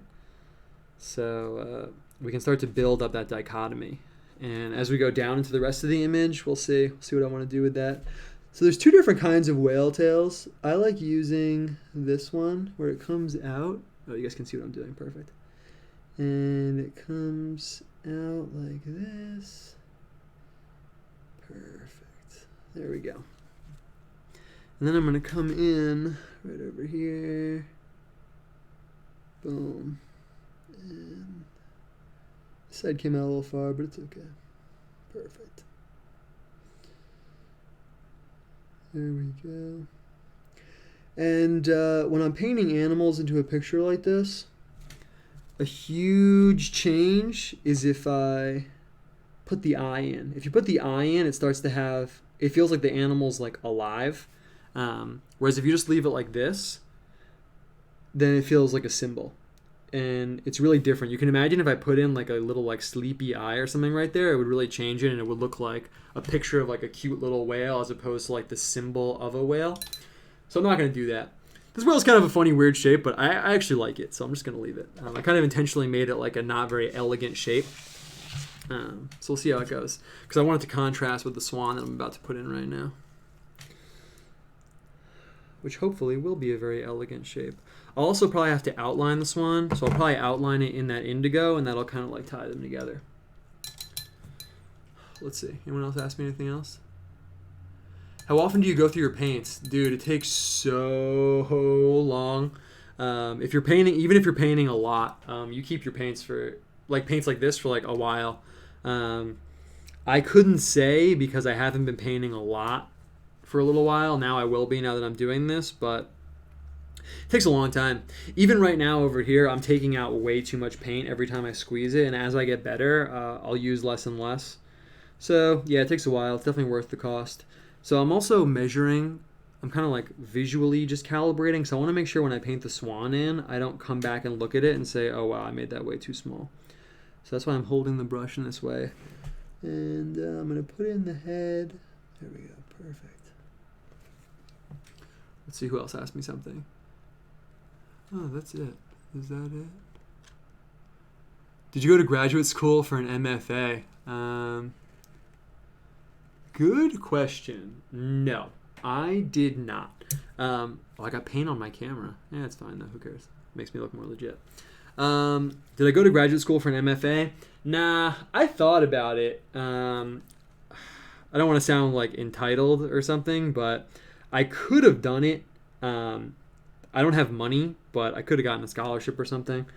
Makes me sound like an asshole, but that's how it was.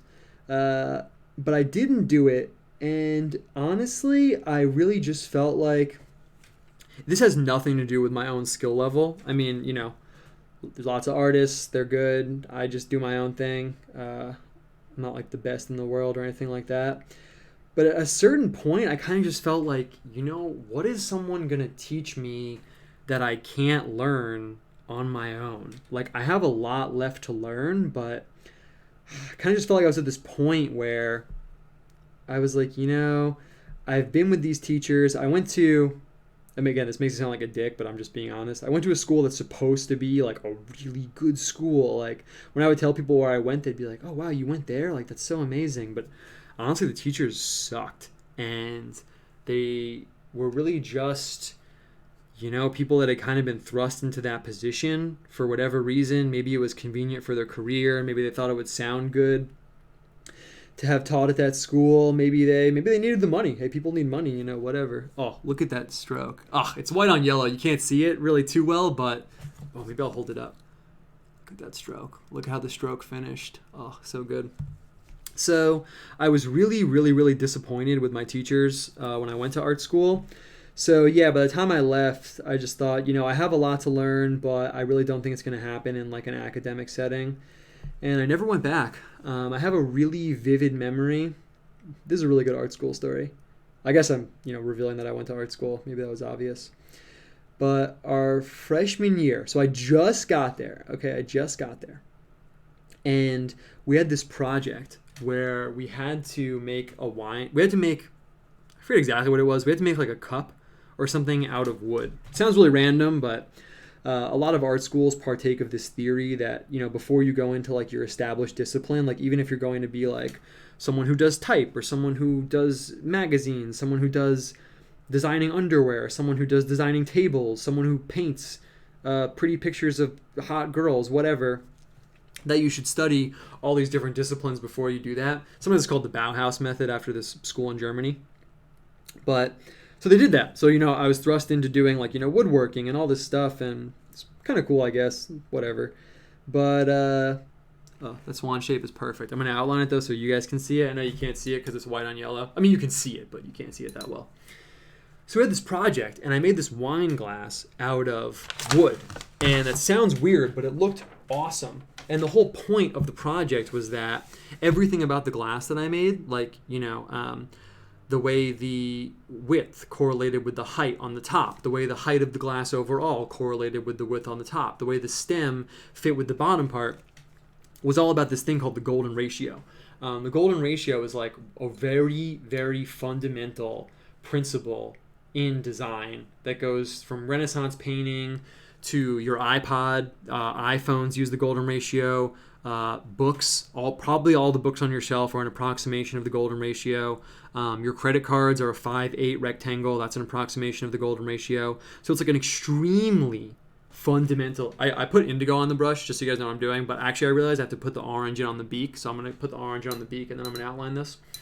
So the golden ratio is like an extremely fundamental principle of design. So I'm presenting this wine glass. So I get up in front of the class and I'm showing it, and I'm like, so I'm telling them what I just told you in more detail. I'm like, so this, relating to this is the golden ratio and all that stuff. And my teacher stops me, and my teacher is like, what's the golden ratio? And I was like, what the fuck? Like, I don't know, maybe that makes me sound like a pretentious asshole. Maybe I was like only 18 at the time, so maybe I was dumb to assume that she knew that. But she had no idea what I was talking about. And I was like, oh, she must know about this, but maybe she knows it under a different name. So I was like, like it's this ideal rectangle, it's the ideal ratio. Like, by the way, it's all over Nature. Like, I could go off about it. If you want to check it out, there's a book called The Golden Ratio by Wooden Books. It's called The Golden Ratio by Wooden Books. Really short, lots of pictures. You should just order it right now. It's definitely, if you have no idea what I'm talking about, just go on Amazon and order it right now. You will definitely not regret it. Anyway, it's called Golden Ratio by Wooden Books. So I was like, like this, and she had no idea what I was talking about. And that was the whole point of my project. So I was just standing up there completely dumbfounded, like, wow, I can't tell if I'm stupid or if you're stupid or if I shouldn't have assumed you knew about this. And then she just gave me like the worst critique ever, where she was like, the glass I made had like a spout. Now it just sounds like I'm being spiteful, but since I told the story, I'll tell the whole story. It had like a spout on it, like very clearly, and she was like, it's not really clear like where you should drink from. And I was like, bitch, can I curse on YouTube? I think I can, right? I was like, there's a spout right here on the glass, like, come on. And that story is just honestly how I felt the whole time I was at art school. Like, I felt like I was just It's not that I was smarter than them, because I was really dumb, and I still don't think of myself as someone that knows everything. It's definitely not like that. But I just always got this feeling of like, what can you teach me that I can't learn from like we live in a world where I have it on my shelf. I can go get like Da Vinci's notebooks. Literally, I have a copy of like Da Vinci's notebooks on my shelf right now. Like, I don't need to pay like X number of $1,000 a year for some guy to like give me painting advice. So that's kind of a long, hopefully not pretentious answer for why I didn't go back and get my MFA. Also, it's weird, people, this looks dope with the outline, by the way. It looks dope. Certain things are popular, and the whole painting world is like such a mess, and I just don't fit in there also, is the thing. There's like a very particular, like, I guess you could say, like, modern tradition. Oh, hold on. I don't want to talk while I make this line. Hold on.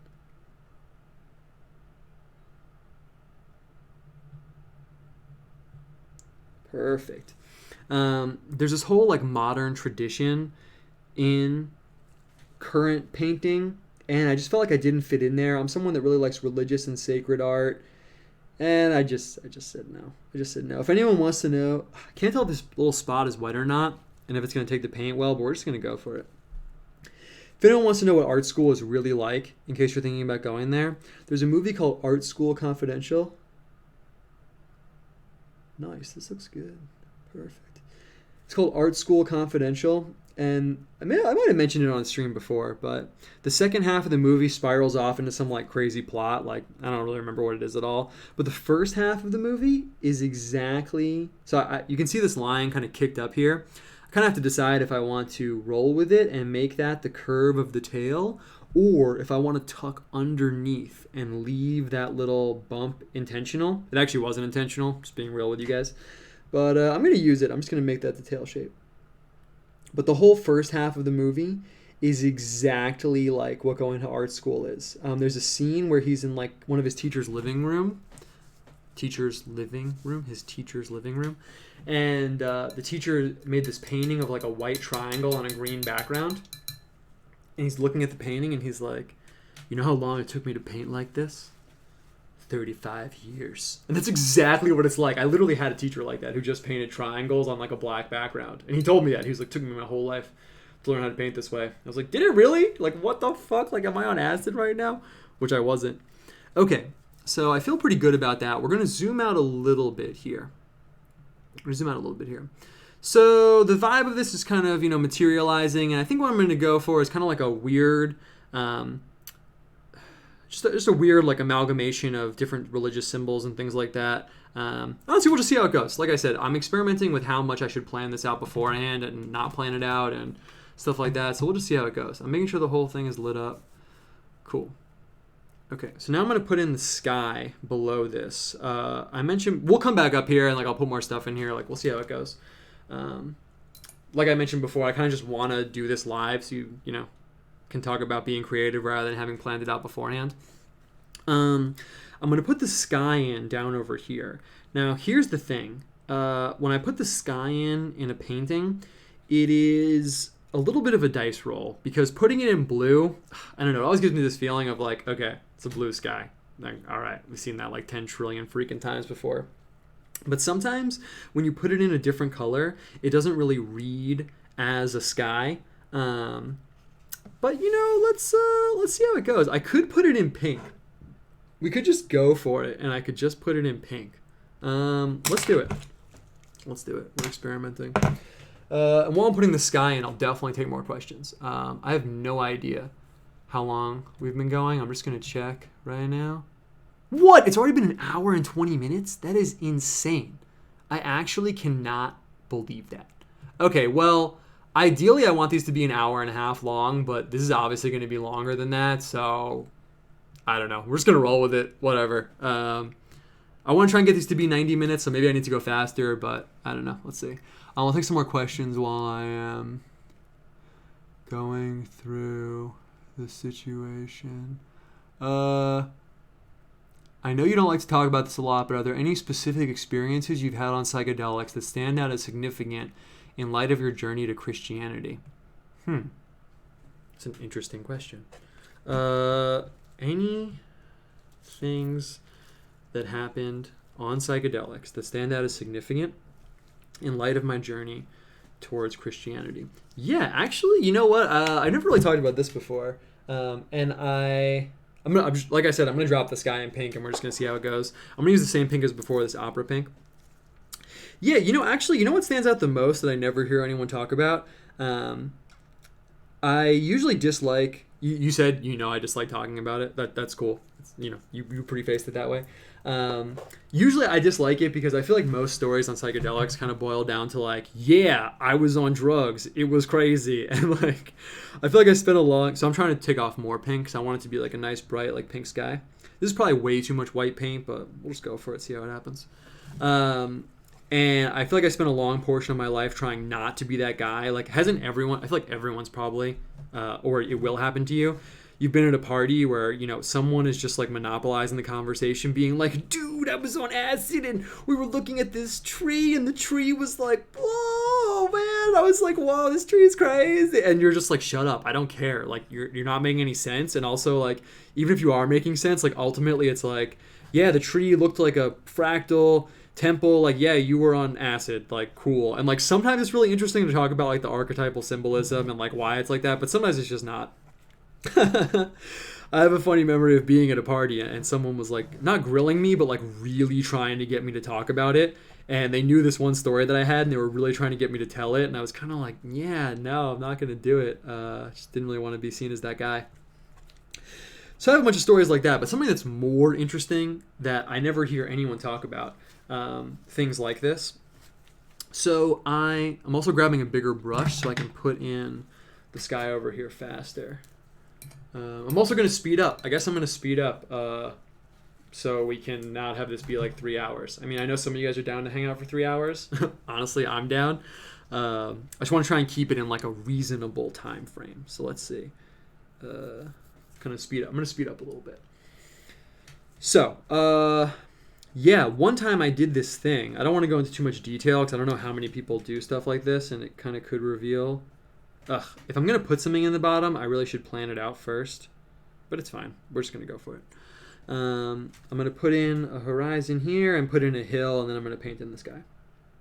So I did this thing where, long story short, they called it a vision quest. There were some like Native American people there, but it really was like a bunch of white people who were in like a cult of psychedelics who had this shaman, and he wasn't white. Not that it really matters, but I'm just setting the stage for my story. We'll go with like a lump hill. Why not? And yeah, I did this thing with them where I went to undisclosed location far away from where I lived. Not that far though. Took a bus there. And did this thing where I was doing ayahuasca, and then I went in the woods for like 3 days. I was in the woods for a while. It was like 3 or 4 days, depending on how you want to count it. And I had no food and I had no water. And that was the whole point. They called it this vision quest. So I did ayahuasca. There was a few other days. I'm not, going to go into painful detail about like literally everything, but did ayahuasca and then went in the woods for 3 or 4 days, depending on how you want to count it, with no food, no water. I took some peyote while I was in the woods. And then I came back and did ayahuasca again. This was kind of like the peak, by the way. Like when I talk to people and I'm like, yeah, I went really hard. Like, I don't know. I hate seeming like I'm bragging about it, but I'm just telling you guys, like, I feel like you guys are my friends. I'm telling you guys a story. So I was going really hard. And actually, since I'm bothering to tell it, when I came back out of the woods after not eating or drinking water for 3 or 4 days, I did a sweat lodge and then I did ayahuasca. So it was really, really fucking intense. And I'm telling the story because ultimately I won't be glamorizing it by the time I finish it. So in the woods, I'm out there, and like I went out Monday at noon and I was there till like Thursday at noon. That's why I say 3 or 4 days, depending on how you want to count it. I guess it's only 3 days, but you're waking up at sunrise. So Monday from noon on to night feels like a day. And then Thursday, you're getting up at sunrise, and then that time till noon, even though it's not a full day, it feels like a whole day. So that's why I call it that. And I was out there, and I was really amped, and I was like, this was a time in my life where I would never have thought of Christianity frankly, at all. Like I had not thought of it as a spiritual path at all for me. It was kind of just something that was out there. I probably had a negative opinion of it if you really pressed me on it, but it was just something I never really thought about. And my worldview was very like amorphous. It was very like, I'm a white guy who loves doing psychedelics and Buddhism and Western occult. So I was really like, wow, I'm going to have like, I don't know if I'm going to have like visions or be thinking about stuff, or at least I'll be thinking about like really spiritual stuff. And, I don't know. I was amped for what would happen. And honestly, what happened when I went out there was this sounds dumb, but it's just kind of funny and obvious. I was really thirsty. I wasn't hungry at all. It was really easy to go 4 days without food.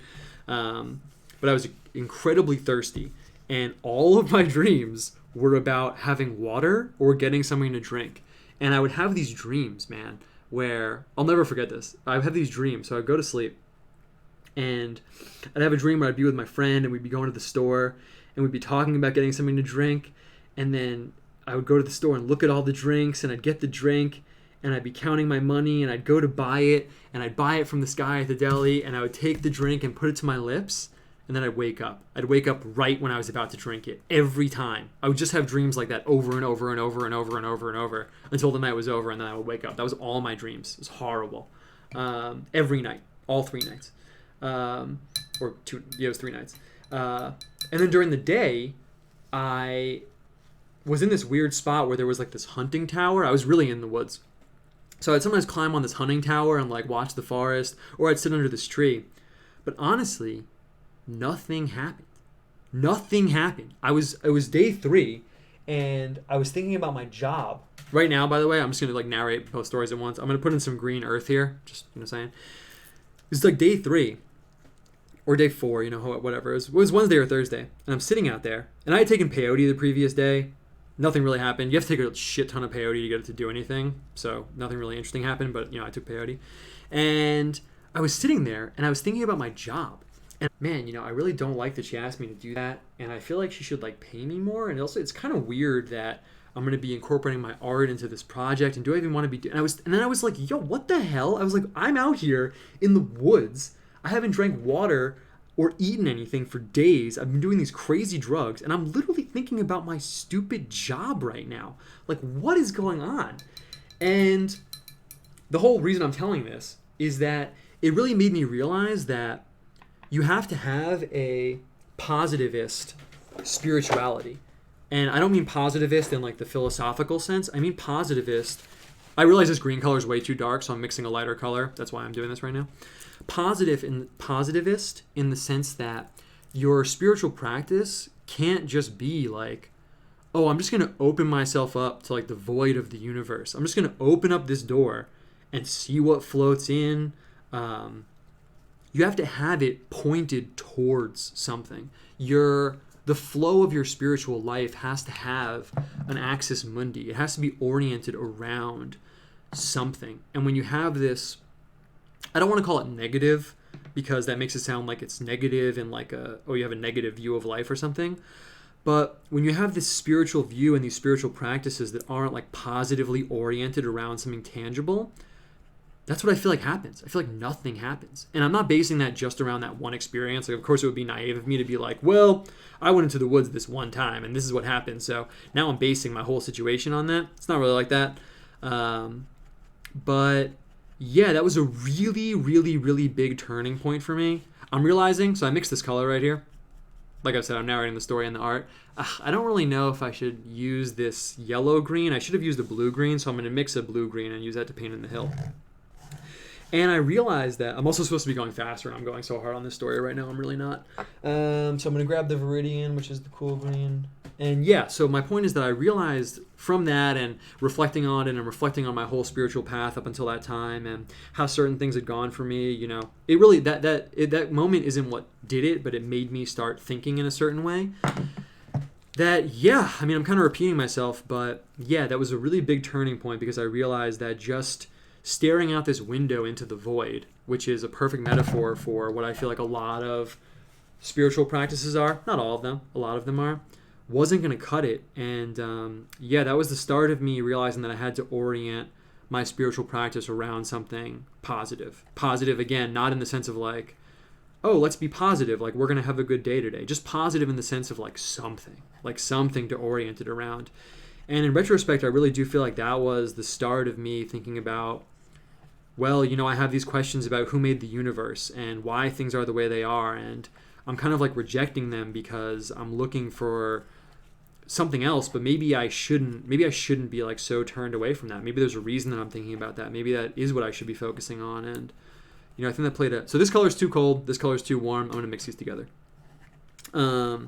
So yeah, I was like, maybe that basically was the start of me turning away from it. So it's interesting because you asked me something psychedelic that relates to, I'm going to make it a little bit darker, this color, that relates to my path towards Christianity. And I feel like people probably would be expecting something like, whoa, I saw this demon and it was like, I'm Satan, kill your friends. But really, it was more like realizing that the road that I, it's not the road, like the science experiments I was doing, like, yeah, I just needed to point that arrow towards something positive, I guess you could say. Really, really long answer. But I felt like it was worth telling that story because I don't like posting on Twitter being like, oh, this one time I did ayahuasca and, it seems kind of fucking lame. But that is the story. Okay. So I'm going to paint in this hill. So we're supposed to be going a little bit faster. I don't want this to be over 2 hours. So we're at like an hour 30 probably right now. So I'm going to try and just like make this go a little faster. I guess time, that's something else about being creative like this. Makes it sound so pretentious, being creative, but I guess that's what I'm doing. Time just goes so much faster. Like I really thought it had been like 30 minutes and it had been like an hour and a half. If you get into painting, you will notice that time just like completely disappears, which is a really interesting part of it. Like I just killed an hour 20 minutes so fast just doing the top of this and talking to you guys. You can imagine it's really easy to pound a ton of hours. That's something that a lot of people talk about in terms of how like operating under mechanical time so hard makes it really hard to be creative. If you're always aware, of what time it is and how much time you have left and working under this time pressure, you never access this like state of eternality that's really essential to being creative. All right, boom. Putting in these hills. So I'm just going to go. We came this far, right? I'm not going to like bake 75. What I want to have down here on the bottom. Often what I'll do is, if I use this hill, you've probably seen in some Christian images. If you haven't, you should definitely look it up. When there's like a hill, it's a particular hill, that Jesus was crucified on when they show that scene. Oftentimes there'll be a skull down at the bottom that's like usually the skull of Adam, that, Jesus and Adam have this like somewhat esoteric relationship, you could say, if I wanted to put it very crudely. So sometimes I would put a skull down here, but the thing is, I did that last time, and I'm trying not to be like one trick pony style, so I'm not going to do that. What I'm going to try and do is, I've been talking about it, I'm going to try and drop in a palm tree on top of this hill, which means I need a much, much darker green. So I'm going to put this viridian. So let's see, I mentioned before it's easy to make it darker, it's not easy to make it lighter. I'm going to throw in a ton of this viridian, and we're going to see how it goes. Ooh, I could drop some blue in also. I'm going to put some blue in also. This viridian, you can see from this color up here, it actually is almost blue. If you put like a large area of this color down, it's not 100% clear that it's dark, that it's green, the hue. It's like right up against the edge of blue. But we'll see. Let's see how this goes. I'm going to throw this palm tree in. I was talking about vaporwave a little bit before. The palm tree has a vaporwave element, but the palm tree is actually a really cool symbol because aside from like the, aesthetic bro energy of it, it actually is a really ancient symbol that's been used in like so many different contexts. But it's normally symbolic of paradise in some way. Even in Egyptian art, we can go, quote unquote, all the way back. At least the oldest recorded, one of the oldest recorded high civilizations we have. Obviously, if you're woke, there were civilizations before that, but I'm not going to open that up right now. And I'm going to blue this up a little bit. I'm going to use a color I don't normally use. This is called primary blue. You can see it's series 1. We kind of covered this before. So this is just like a chemical blue. They made this blue so that, damn, it's shut. They made this blue. Wow, if I can't open it, we are going to use a different blue. All right, I'm using a different blue. I'm going to use this Prussian blue. That's a little scary because I never use this color. Let's see what the deal is with this color. Let's check out a color live on stream. So I never use this Prussian blue. Let's see what the deal is. We are checking out a color live on stream. I should have a little button down in the bottom of OBS, that's the software I'm using, that I can push that has some like special feed for like new color. That would be the high-tech situation. So when checking out a color like this, what I'm going to do is, you can see it's really, really dark here, obviously. I can't see what the deal with it is, right? It's hard to tell the color's character. That's how you would describe it. So what I'm going to do is hit it with a little bit of white. That'll reveal its character to me a lot more. I'll be able to see, is this like a purple blue? Is it like a green blue? I think this kind of blue is like a purpley blue, but let's see. So I'm going to mix in a little bit of yellow over here. Nice. It's actually a good color. I'm like somewhat familiar with this color, but I never really use it as part of my palette. That's a good blue. Nice. I normally don't use the Prussian blue. It's kind of like phthalo blue in my mind, just because, I don't know, sometimes I feel like it has a little bit of a chemical feeling to it. But it'll be fine for right now. Let's just do it. I'm going to drop it in the screen that I was mixing over here. Yeah, so oftentimes palm trees are used to represent paradise. I also really do enjoy certain aspects of the tropical vibe, even though I don't live in a tropical place. Maybe that's why. So we're going to drop the palm tree in. Get this nice color here. I want it to be a little bit of like a blue-green, just so the blue-green will silhouette nicely against this pink. The pink's actually really dark, so I want it to be like a nice dark color. And I'm going to take another question while I am rolling through here. Are there more questions? You guys can ask me more questions if you want. Maybe not. Maybe I'm really behind on the chat. Do I know and or like Otto Dix? I can only see the questions where you put at Owen Cyclops, by the way. I mean, I could go through and read them all, but it's kind of, I mean, all the ones without it, but it's kind of a lot, and then I'm just reading the chat. Do I know and or like Otto Dix? Otto Dix, isn't he that, like, pop artist? He's kind of like a later in the game. Or, I can't remember if Otto Dix is like a German expressionist or if he's like a pop artist guy. So I'm not exactly equipped to answer that question. I could talk about one of those art movements, but I don't know. I'm probably going to pick the wrong one from the one you asked me about.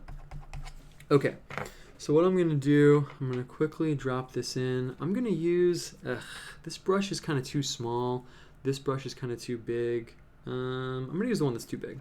Let's do this. So let's see, what else should I talk about right now? Perfect. I was trying to see, I did do a little bit of, I guess you could call it like visual research. The academic, not academic, but the informational vibe in the studio this week was, what can we salvage from Vaporwave? That's what I was thinking about. And I actually did watch a lot of stuff on the history of like Miami Beach architecture and all that Art Deco stuff.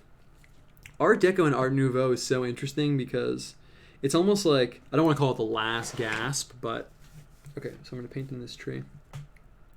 There's something just so obviously high civilization about it. I hate to put it that way, but when you really look at it, there's just this like really refined, this brush is way too thick for what I'm doing, but should I just roll with it? No, I'm going to use the other one. It feels like there's something really powerful in it behind the cheesiness. If you look at a lot of Art Deco stuff, it does have this like very cheesy element, like, I don't know, it has a lot of like grandpa and grandma energy, honestly, which is not always a bad thing.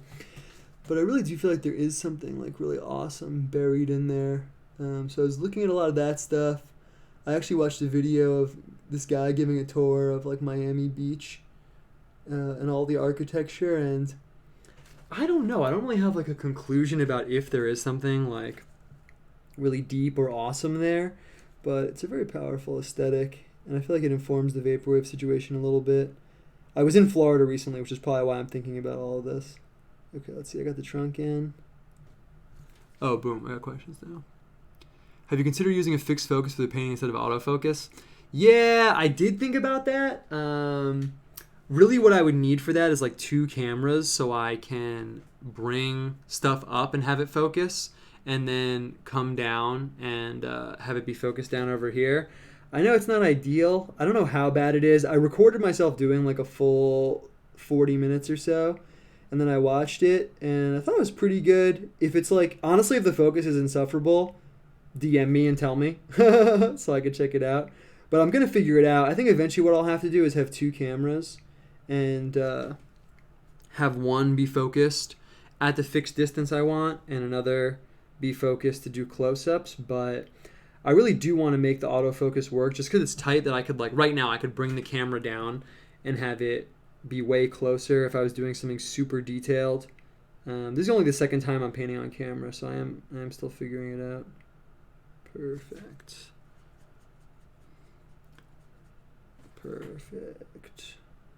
Cool. All right, so now I'm thinking what else I want to get on the 2 sides over here. Like I said, I'm not like rushing, but I am thinking about trying to wrap this up. I'm going to put the bottom line into the cloud over here. I could go sun, moon. Sun, moon is pretty classic, but I don't know. With this one, I'm trying to like experiment and not do something I've done like 100 times before. So I'm going to do something a little bit different. I just don't know what yet. You can see here, I'm going to grab this cadmium. Perfect. Perfect. And I'm going to come across.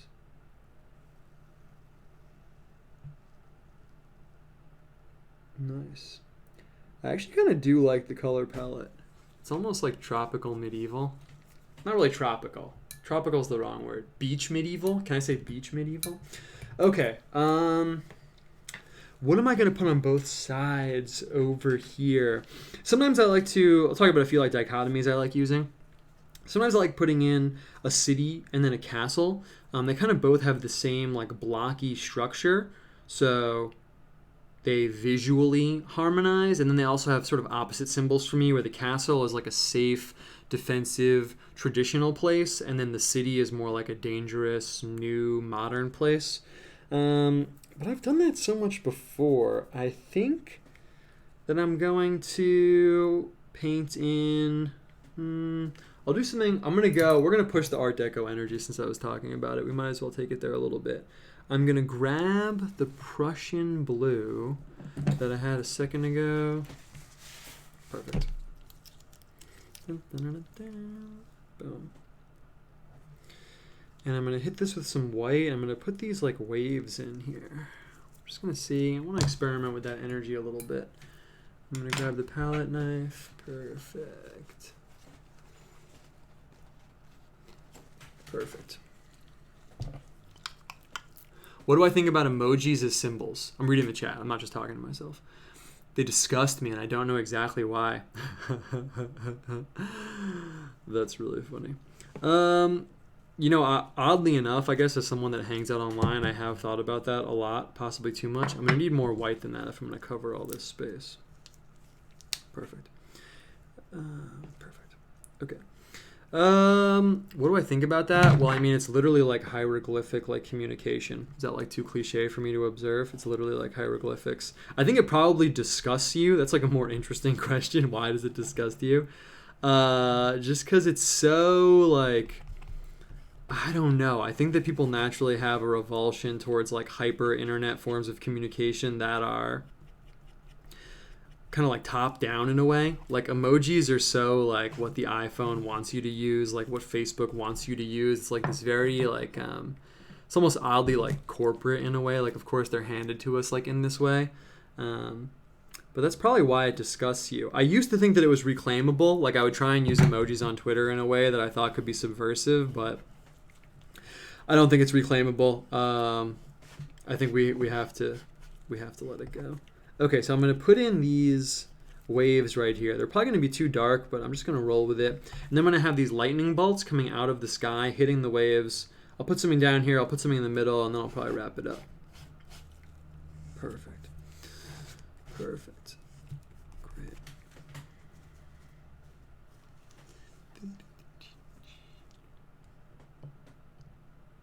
Thank you for refuge from the Dem debate. Dude, I did not even know that was happening. It's funny, though, because you saying that is going to make me want to talk about it, so just be careful. I didn't keep up with... They did the Nevada one. I don't even know which one is tonight. Bernie Sanders won the... yeah, you're going to make me talk about it now, man. Bernie Sanders won the Nevada one, right? You know, actually, that's perfect. I'm kind of glad that you mentioned that. I'm not going to talk about the Democratic debate, but... You know, it's such a strange topic, but something else I've been thinking about is just like... it kind of spun out of control for me with the. I'm gonna move this paint so I don't get my hand in it.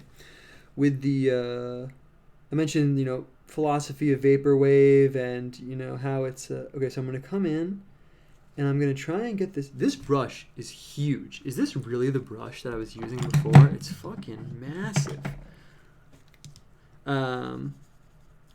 What was I saying? Oh yeah.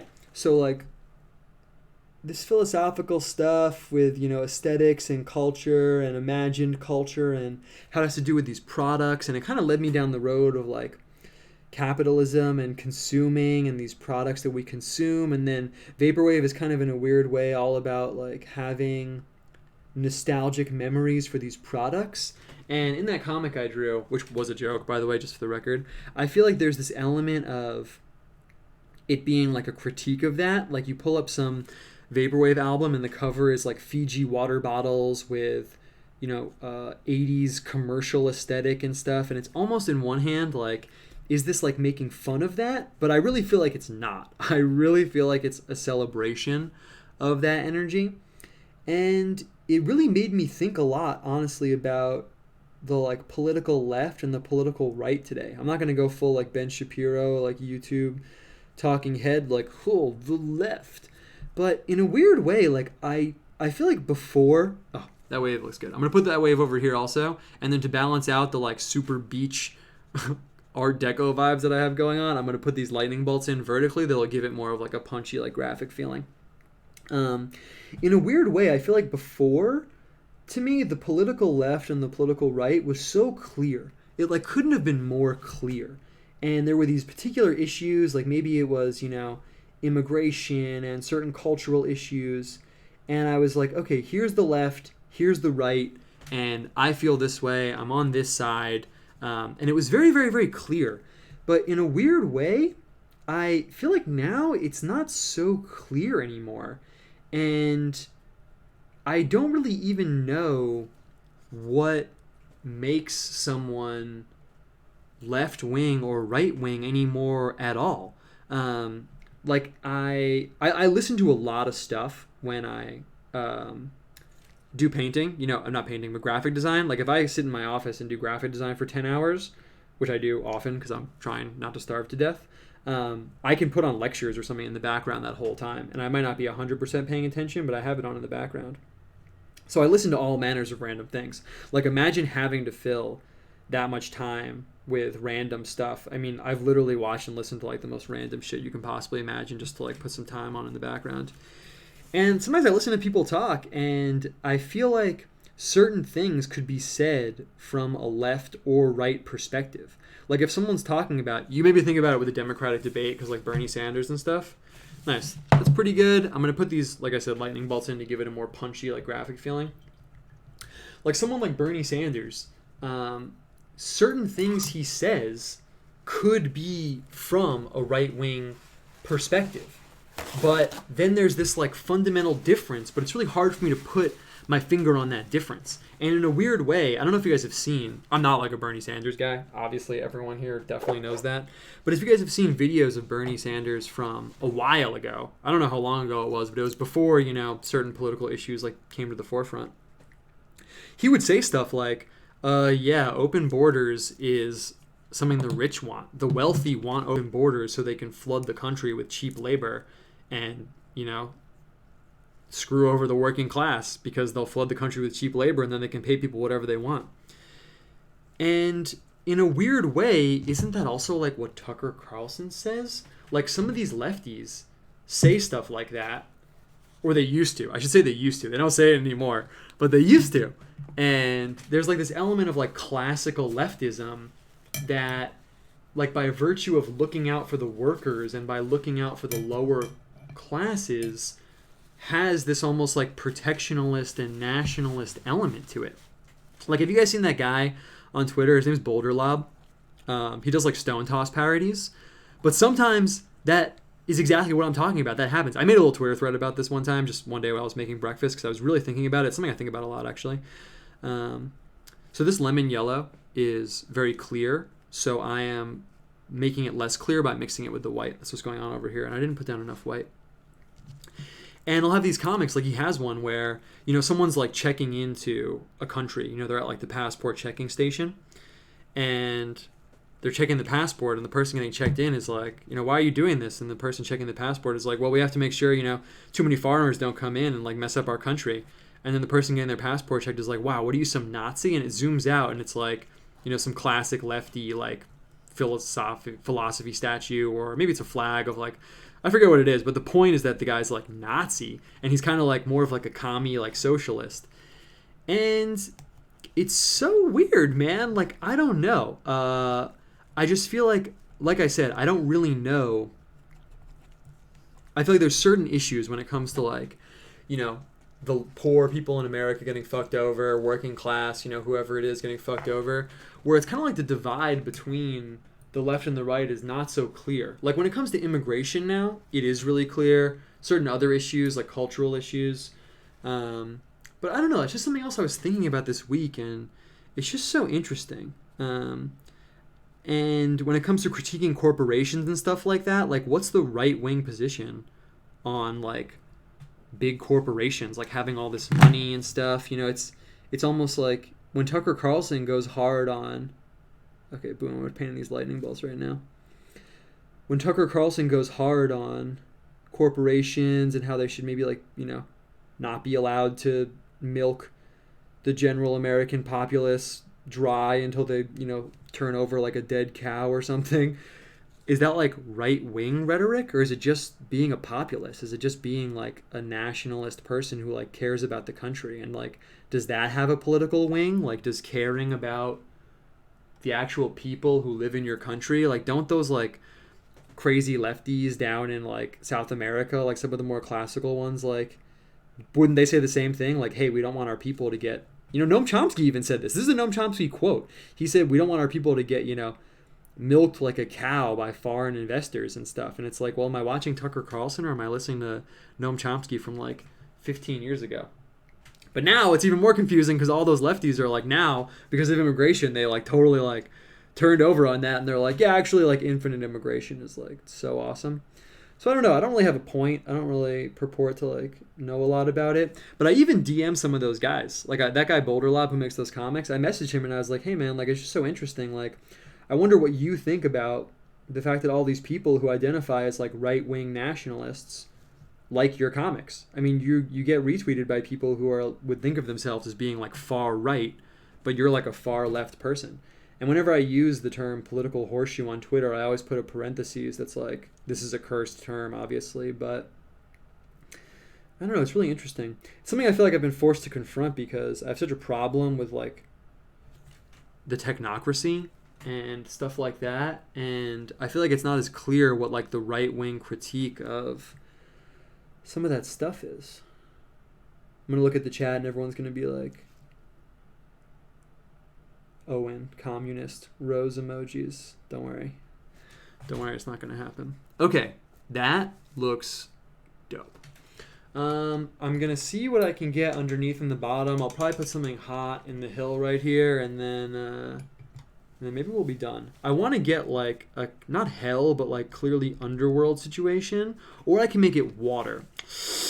The thing is, if I put an ocean down here and I punch it up totally blue, I'm worried it'll mess everything up and not look good, honestly.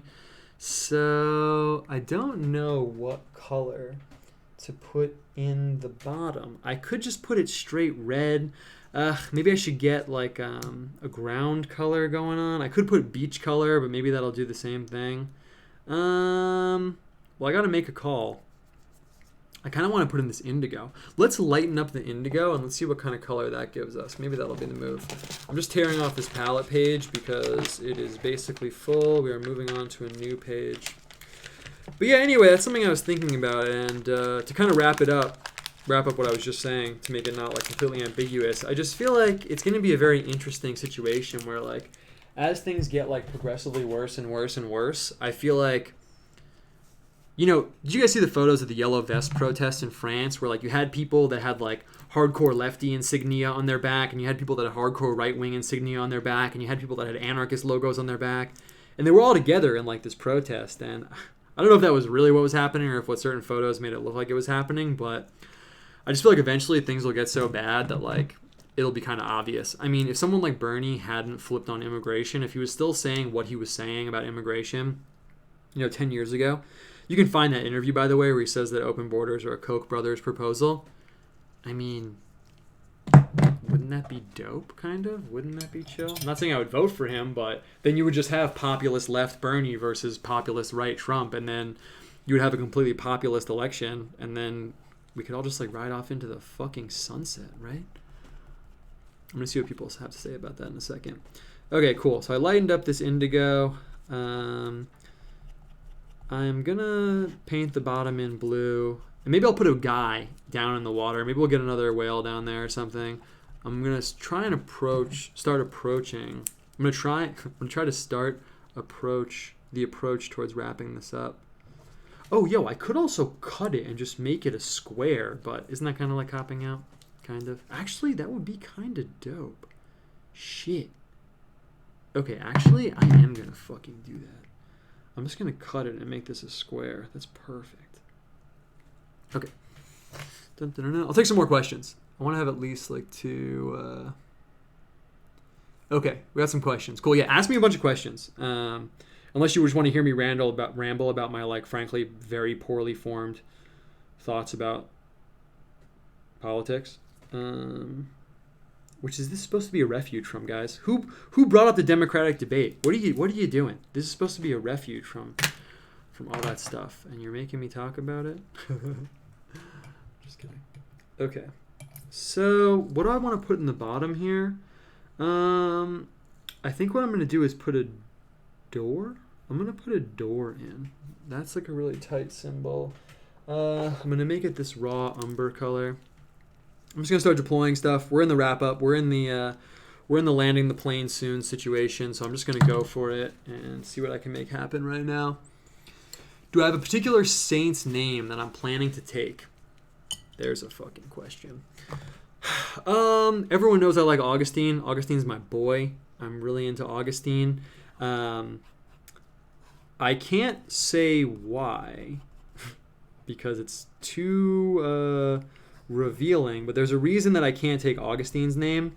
Let's say it's something like my cousin's name is Augustine. It's something like that.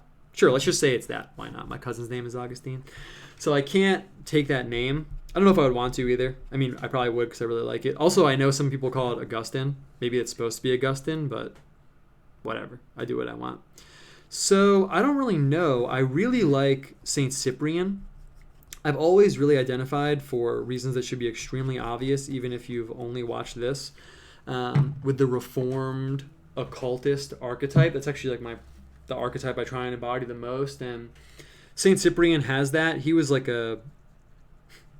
What's the proper word for a mage? He was like a sorcerer. He was like a hardcore occultist who learned all the, occult stuff and was doing like hardcore Western occult before they called it that. Magical stuff. And I might mess up the story, but I'm pretty sure it's something like he got hired to hex this woman, and he went to hex her and it didn't work. I'm painting in a door down here. And it didn't work. And when he asked her why, she basically was like, because I'm under Jesus's protection, dude, and he's like real instead of your stupid like magic stuff. And then he converted to Christianity and stopped being like a dirty black magician. And I really like that a lot for, again, reasons that should be extremely obvious. I really like the name Cyprian. It's really awesome. Not that it should be relevant to me choosing a baptism name, but it's kind of close to like Cyclops, Owen Cyclops, Cyprian. It's like not that far off. So maybe him. Outside of Saint Cyprian or Saint Augustine, there's some saints I like, but I feel like it shouldn't just be like arbitrarily me liking them. There should be some connection. And since a big part of my spiritual path is frankly giving the perspective I have that I feel is not unique, but rarely discussed about why certain occult or esoteric paths are not sufficient in the same way that Christianity is sufficient, I feel like it would be really appropriate for me to take Saint Cyprian's name, right? But I don't know. I haven't talked to a priest yet. You guys probably saw I emailed this priest. I actually posted it on Twitter because, I don't know. The thing I'm trying to do now is kind of be like too real instead of like being like a fake persona. Just felt like it was time. So I emailed this priest, and I'm going to put in this like dirt path leading up to the door. And he got back to me, but then he was like, oh, when are you free? Let's meet up. And I told him, and he never got back to me. I didn't take it personally. I'm sure he's busy, being a priest and all. I'm going to make the path like this instead of making it symmetrical. I was worried it wouldn't look like a path. So I have to hit up the church and make an appointment with him, but I'm sure he would have some opinion. I also have literally no idea how it's going to go when I roll up on a priest and just tell him all this stuff about like how I used to be into XYZ and now I'm trying to do this. I'm looking forward to that. I'll definitely tell you guys how it goes. Warlock. Kind of like a warlock, yeah. Warlock's a good word because it's kind of like, most people don't know this, but a warlock is basically like a male witch. And actually it's kind of cool because the etymology of the word warlock, it's hypothesized that it comes from putting a word, I'm pretty sure this is the word, it comes from putting the word truth together with the word for lie. So it's like a lie truth because warlocks would like be these people who, kind of like play with this liminal boundary between like truth and lies. The magician stuff is always tied in with the bard archetype. The archetype of the poet has always been associated with magicians, or really the word I'm looking for, not really poet, more like a storyteller, especially in ancient times. Putting in the outline for this door. So yeah, ask me a bunch of questions, and then I'm going to start wrapping this up, and then we'll have done it. Yeah, that looks hot with the outline. Fuck yeah. Particular saint's name. What happens to the paintings after you finish them? They sit on my desk. When I do stuff for... Okay, hold up. I'm trying to start closing in. I'm going to put a little doorknob in. So I need the cadmium yellow. I'm not good at putting the paints away now. I just leave them like floating around my desk. So I can't find... Oh, it's right here. When I do work for Patreon... Sorry, that's phrased incorrectly. When I do sketchbook stuff that ends up on Patreon... I often, which I would do normally, I have a sketchbook. I keep that's how I keep my visuals fresh and interesting. I often do it on these small pieces of paper, and then sometimes I'll send those out to people. To be completely honest, normally it's something I do if I mess up someone's order. Like if someone's order, like for a shirt or a print, takes like way too long and it's totally my fault, I'll send them one of these drawings. I'll pull some up right now. Like I literally have a folder here. It says drawings to send out. And in here, this is a hot one. Little detour through the studio. This is dope. I got this I don't want to get it in the paint, but I got this Virgin Mary image in the folder. Oh, it looks hot with the focus on. I have this drawing I did when I was reading Illuminatus by Robert Anton Wilson. So sometimes I'll do sketchbook stuff on these pages, and then I'll send these out, like I said, mostly if I mess up someone's order. This one's dope. It's not done yet. Check this out. This is dope. This is the kind of stuff I post on my Patreon. I'm showing you this because I posted this probably like, months and months and months ago, so it's cool if I show you guys. Anything else I want to drop on there? That's mostly it. So those I send out, but these paintings, I don't really know. Since I do them on the fly, I'm not totally sure if I'd want to send them out. I guess I would theoretically if people wanted them. I'm going to put in a little shadow on this thing here. But yeah, I have no idea what I'm going to do with these. Normally if I send things out, I want them to be like really tight and kind of perfect because that's how I am. But I don't know. I don't know what I'm going to do with them. Okay, so I'm going to start wrapping this up. I want to put a symbol on the door so it's not just like something random. Actually, you know what I'm going to do? This is going to be dope. I'm going to take this red color that I made with the eye up here, and I'm going to put a red eye on the door so it like ties together. Let me take some more questions, and then we'll start to wrap this up. Should put a Cthulhu down there? Yeah, I should.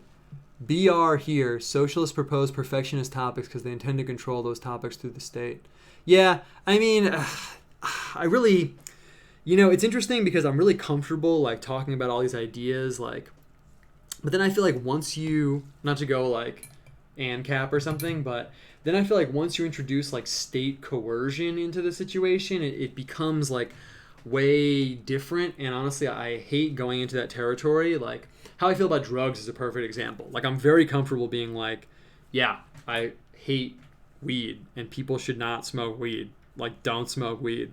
But then when it comes to like, well, should it be illegal? Like should the government be like arresting people and putting them in jail for smoking weed, then I'm kind of like, just that exact reaction. I'm like, I don't know. I don't really. It's not really like I'm against it or for it. I mean, I guess I'm against it. Like I was saying, it's a whole other topic that I don't really want to open up. It's more that I feel like there should be like social pressure. So yeah, when it comes to socialism, it's like, I don't know. I feel like that's the main question about like government making people like do shit and stuff. I don't know. I'm not really meant to operate in that world. That's why I'm a theology guy. It's also why I'm a painting guy. It's also why this looks sick. That was a great call with the red eye. I feel like I got to do something. I feel like it just needs a little something else. It's just not, am I right? It's just not totally there yet. I'm going to outline the tree. I'm going to outline the tree in a darker color, but I don't want it to be too dark. I'm going to outline the tree, and then we'll see where we're at. Socialist, warlock. Like I said, I'm really only seeing the questions with at Owen Cyclops in them. Am I familiar with the Eastern Orthodox iconographic tradition of St. Christopher as a dog-headed man? Oh, yeah, dude, that's awesome. Not enough to, like, just go off on about it right now.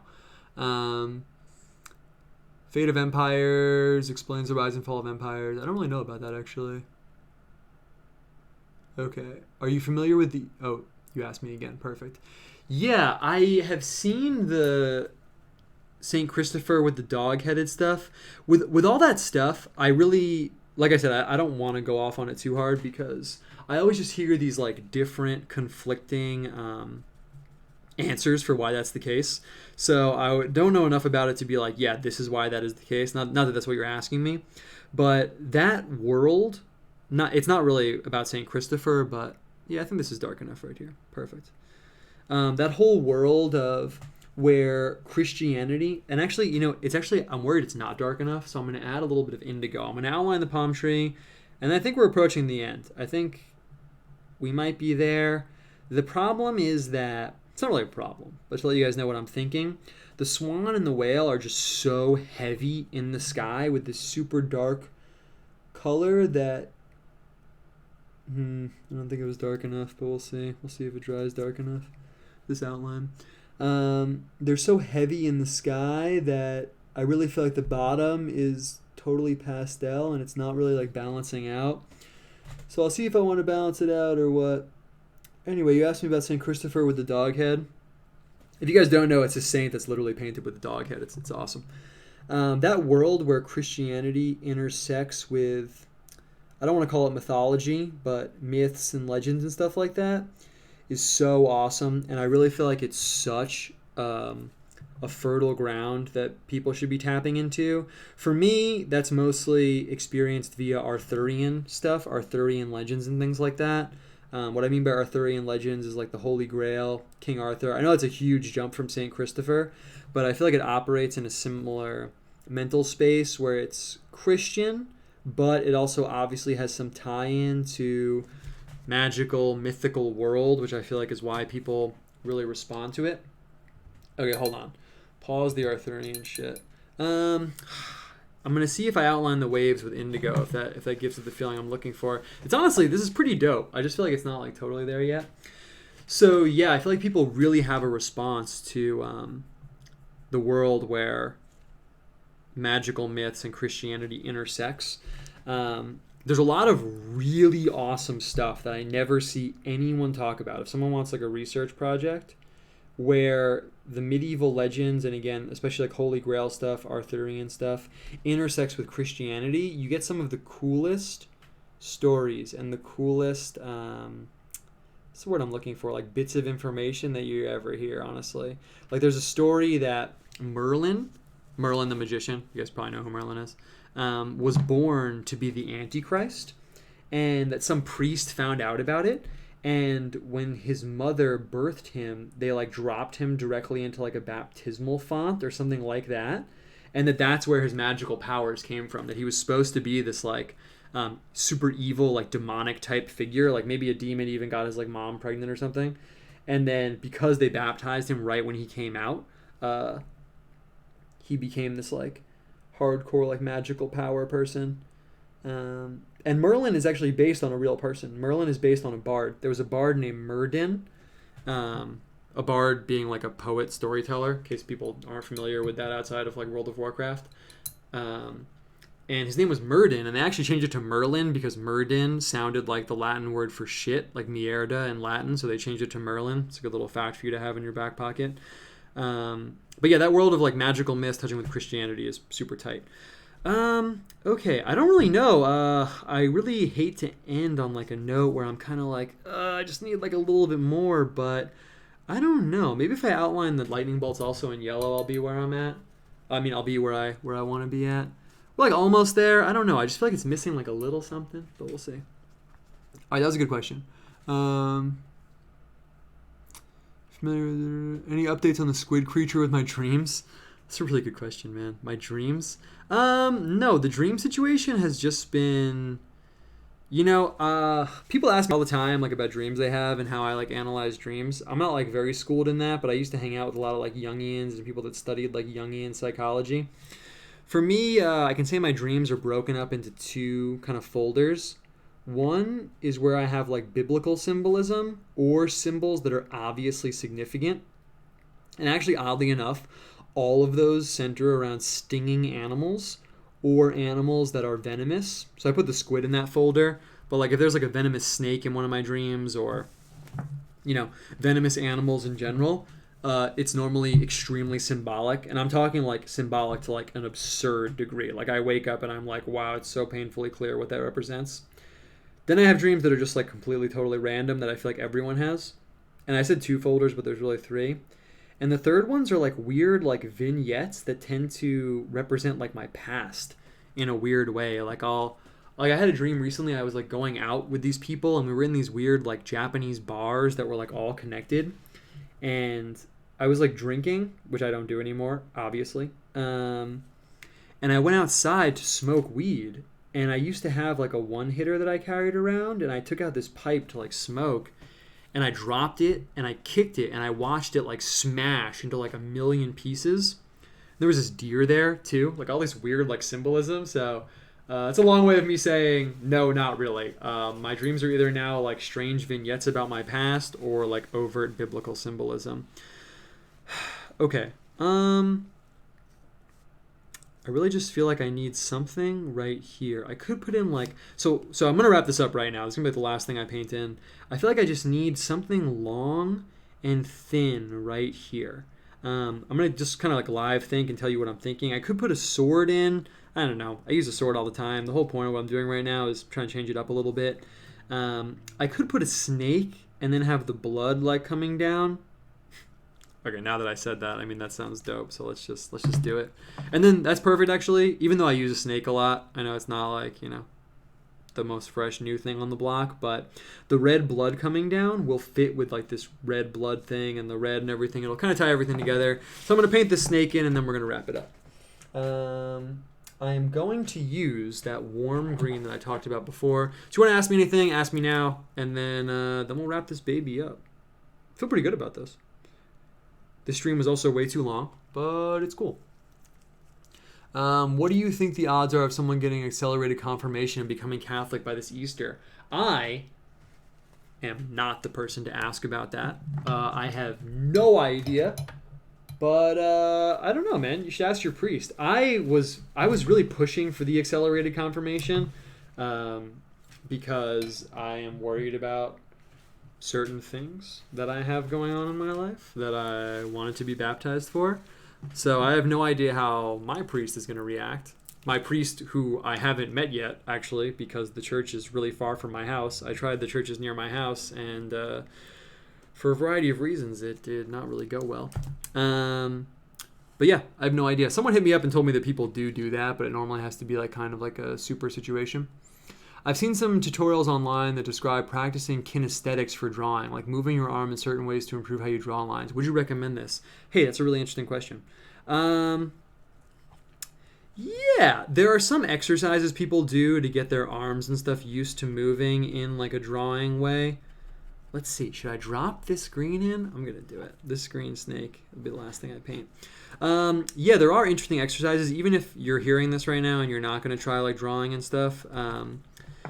It's just an interesting way to like utilize your brain in a different way. things like drawing a curved line and then drawing a perfectly straight line and curving it and going straight and curving it and going straight. Flex your muscles out.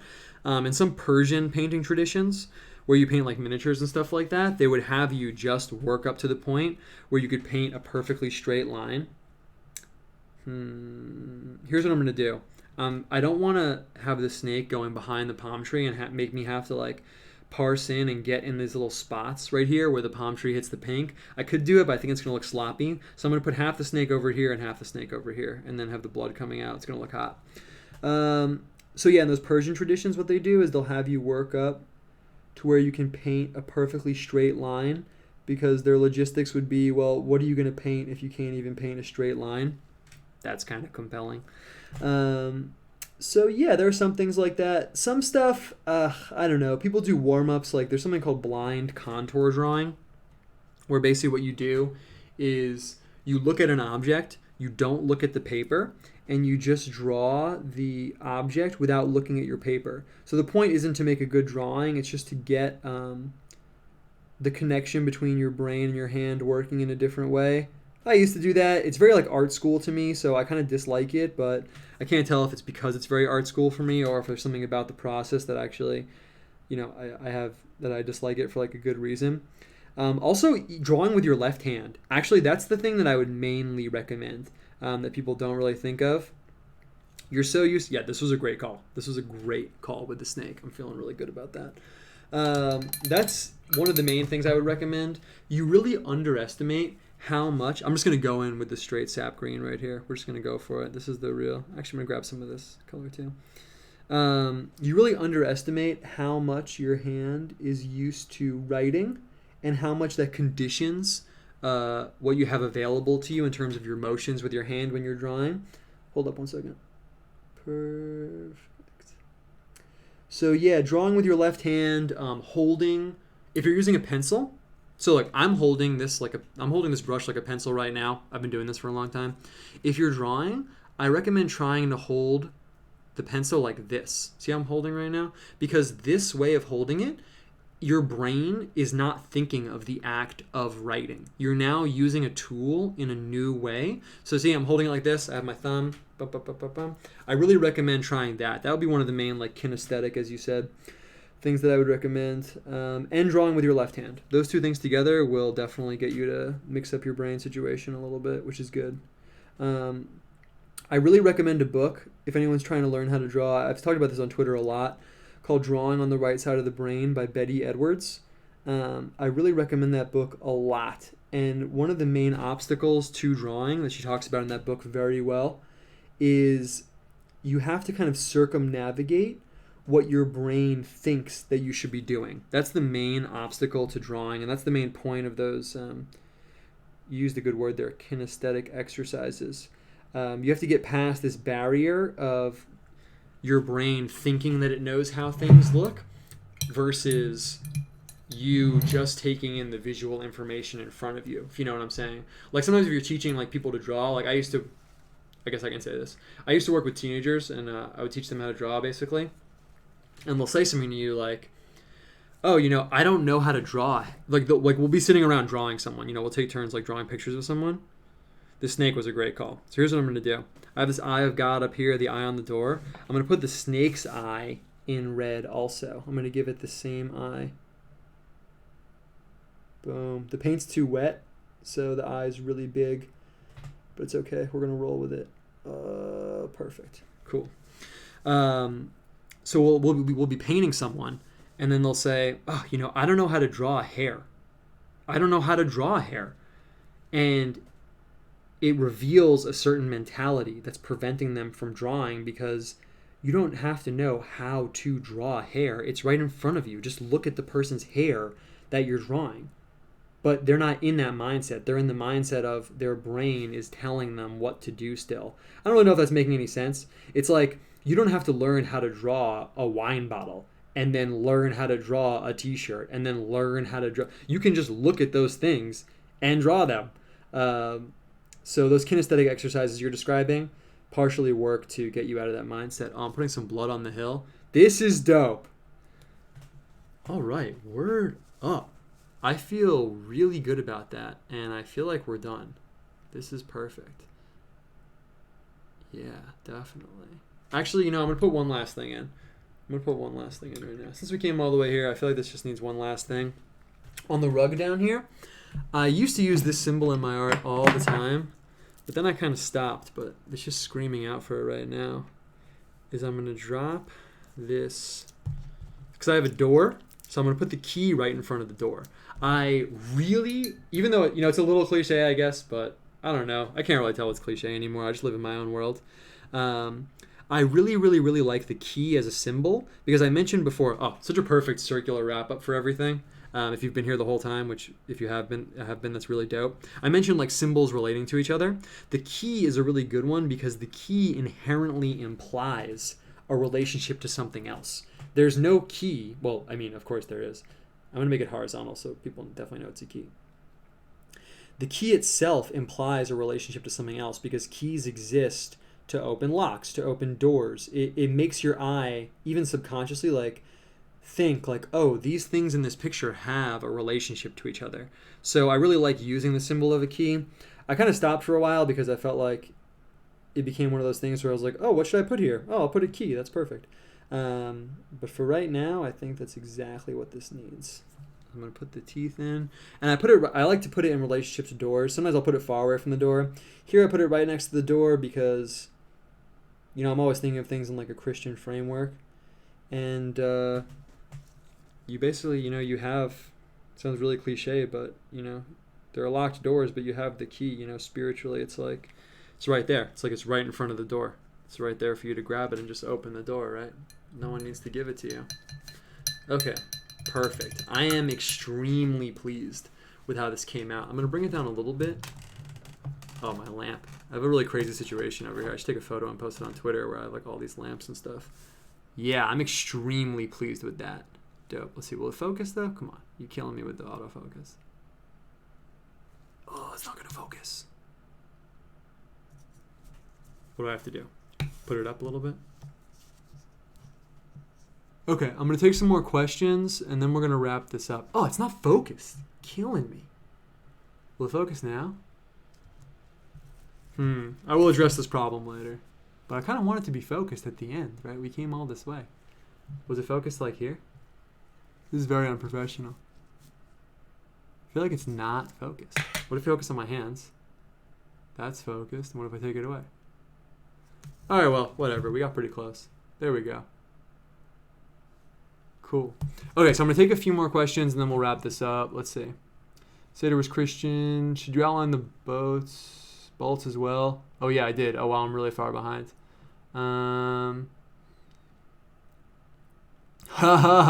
Here's a really good question. I'll answer this question and then we're going to wrap it up. Why do you think women are more likely to get into witchcraft, tarot, and astrology? Dude, talk about question of the fucking century. All right, I'm going to try and get this to focus. There we go. Perfect. Cool. That's perfect. I can't tell if I want to answer that now. Short answer to that is I feel that women's spirituality is naturally different than men's spirituality. And I think it's more open-ended and it is not as inherently tied down to building. If you know what systemic theology is, there's something called systemic theology where you start from square one and build a whole system and everything has to like fit together. I don't think that female spirituality, and I'm not saying this derisively if any women are watching this, I really just actually think it's an inherent difference, is not systemic in that way. It is not about like, oh, here's this and then we're building this and then we're building this. It's more about, it's more experiential. It's more open-ended. It's more, I'm kind of not, I don't want to go too far because I would want to talk about this and then wrap it up, but that's why I think it is. I think that it's almost like it has, this is what I'm trying to say. It almost has an aversion to the type of mindset that sets out to be like, this is posit one, so this is wrong and this is right. Step two, now we're thinking this way. Step three, and building this big logical system. I don't really think that most female spirituality views that as part of the spiritual experience. I think that that type of thing is antithetical to their experience of the spiritual for whatever reason. And I think that's why there's a stereotype of like the extremely nerdy guy cracking like a 3,000 page book about theology to learn about God. And some people are like, dude, that has nothing to do with like my experience of God. Like, what are you talking about? I think that would be a difference. That would be an embodiment of that difference and dichotomy that is part of the reason why women get more into that. But ask me next time. It's a really fucking huge question, but it's a really good question. Okay, so I want to wrap this up. I have no idea how long we've been going, but I thought this would be an hour and a half, and it's been 2.5 hours. Okay, so next time I want to make it shorter. If you watch the whole thing, that's really awesome. I'm really pleased with how this went. I am still getting into the flow of doing this and deciding how it should be. And you can see if you watch this that, it's really easy to take. I like using this metaphor, the kind of sniper scope, and I was up here in this part of the image for such a long time. Hold up, I'm opening OBS just so I can see my hands. Perfect. And trying to make everything perfect, and then I was like, wow, it's been an hour and 20 minutes, and then I kind of had to get it more loose and going. So next time I want to try and get it more loose and going quickly from the beginning. Otherwise, though, I think this went really well. If you watch this whole thing, that's really dope. If you came in at the end, that's really dope. I really appreciate people checking it out. That's basically it. Do I want to say anything else about the image? Not really. I guess I'll wrap it up in that way. I was talking in the beginning about how you can use this kind of like symbolic and informational matrix to communicate things to the viewer. But the reason I like doing things like this is that it's really just me like experimenting in the laboratory of symbols and what symbols communicate and how they relate to each other. You heard me talking about this while I was making it. It's not like I set out to be like, I'm going to make an image about the enigmatic relationship of how man relates to God via the medium of the church or something like that. This is just pure like in the lab, like what does it look like? What's the vibe like if I have these symbols in the sky up here and these waves in the back? What happens if I do this? How does it change the picture if I put this key down here? How does it do this? How does it do this? And this is a perfect note to end on. That type of process for me is where creativity really comes from. I've mentioned this before, but I kind of glossed over it, but it's really like foundational for me. I think people have the conception that for art, you have the ideas, and this goes for any art, writing, music, whatever. You have the ideas, and then you sit down and turn those ideas into reality. But what I think is more accurate is that the ideas that you have that you're going to latch onto and use and deploy, those ideas come from the process of engaging with your tools, of engaging with your medium, of engaging with the information that you're using. So even if I wasn't doing the stream, just me sitting down and being in the laboratory and trying things out, that's where I get the ideas that I'll later harvest as paintings. It's kind of like while I'm doing this, these little seeds come up of like, oh yeah, it is tight when I have the snake separated with something in the middle of the snake. Maybe next time I'll, put something in the middle of the snake that's more like cohesive, and oh, it is cool when I put this door on this hill. Like maybe I haven't used that door on a hill motif, and oh, something on the door, like that's kind of cool. And something on the door, actually, see, I didn't even plan this. I mean, I knew I was doing it, but I didn't plan it from the beginning. Ties to this thing up here. That's kind of cool if I have this relationship of these two things. And those connections and ideas that naturally come up via the process of engaging with your tools, that's really where creativity comes from. This guy named Chuck Close, he's a painter I really like. He said inspiration is for amateurs and the rest of us just show up and do the work. And I really like that saying because I think people often feel paralyzed by not having any ideas. They're like, oh, I'm going to write this story, but I need to have an idea for the story first. I'm going to paint this picture, but I need to have an idea for the painting first. But in reality, if you just sit down and engage with the tools and just work and do it, that's where the ideas actually come from. So I don't know how well I'm explaining that, but it's a misconception that I think holds a lot of people back when they're trying to be creative. They're sitting there waiting for the idea to come, but just getting in the lab and pushing things around and seeing how they are when they bump into each other, that's really where you're going to get your best ideas from, and that's always where I get my best ideas from. So yeah, if you watch this, I really appreciate it. I love doing these. I really like it a lot. Every Tuesday, I'm just looking forward to it. Even Monday also. Still looking for feedback just in general. If you watched the whole thing and just thought it was cool, or not even the whole thing, whatever. If you watched it and thought it was cool and want to hit me up on Twitter, that's cool. If there's something that maybe you think I'm not noticing, I don't know, maybe you notice something that is not going well even. I'm not watching this, I'm doing it. You could hit me up and let me know. So yeah, I really appreciate you guys checking it out. The pleasure's all mine. Thank you so much for just being down with the vibe. I'm still really flattered that people just, find what I do interesting at all. And I really love like hanging out with you guys online and stuff. So yeah, man, it's really awesome. Really, really great. That's it. I haven't planned like a catchphrase for the end of my videos. So pray before going to bed, have crazy dreams. If you got cool books, post them online. I got some cool books today. And just escalate the vibe, guys. Escalate the vibe. That's it. I hope you guys have a great rest of your night. And thanks for watching this. See you guys later.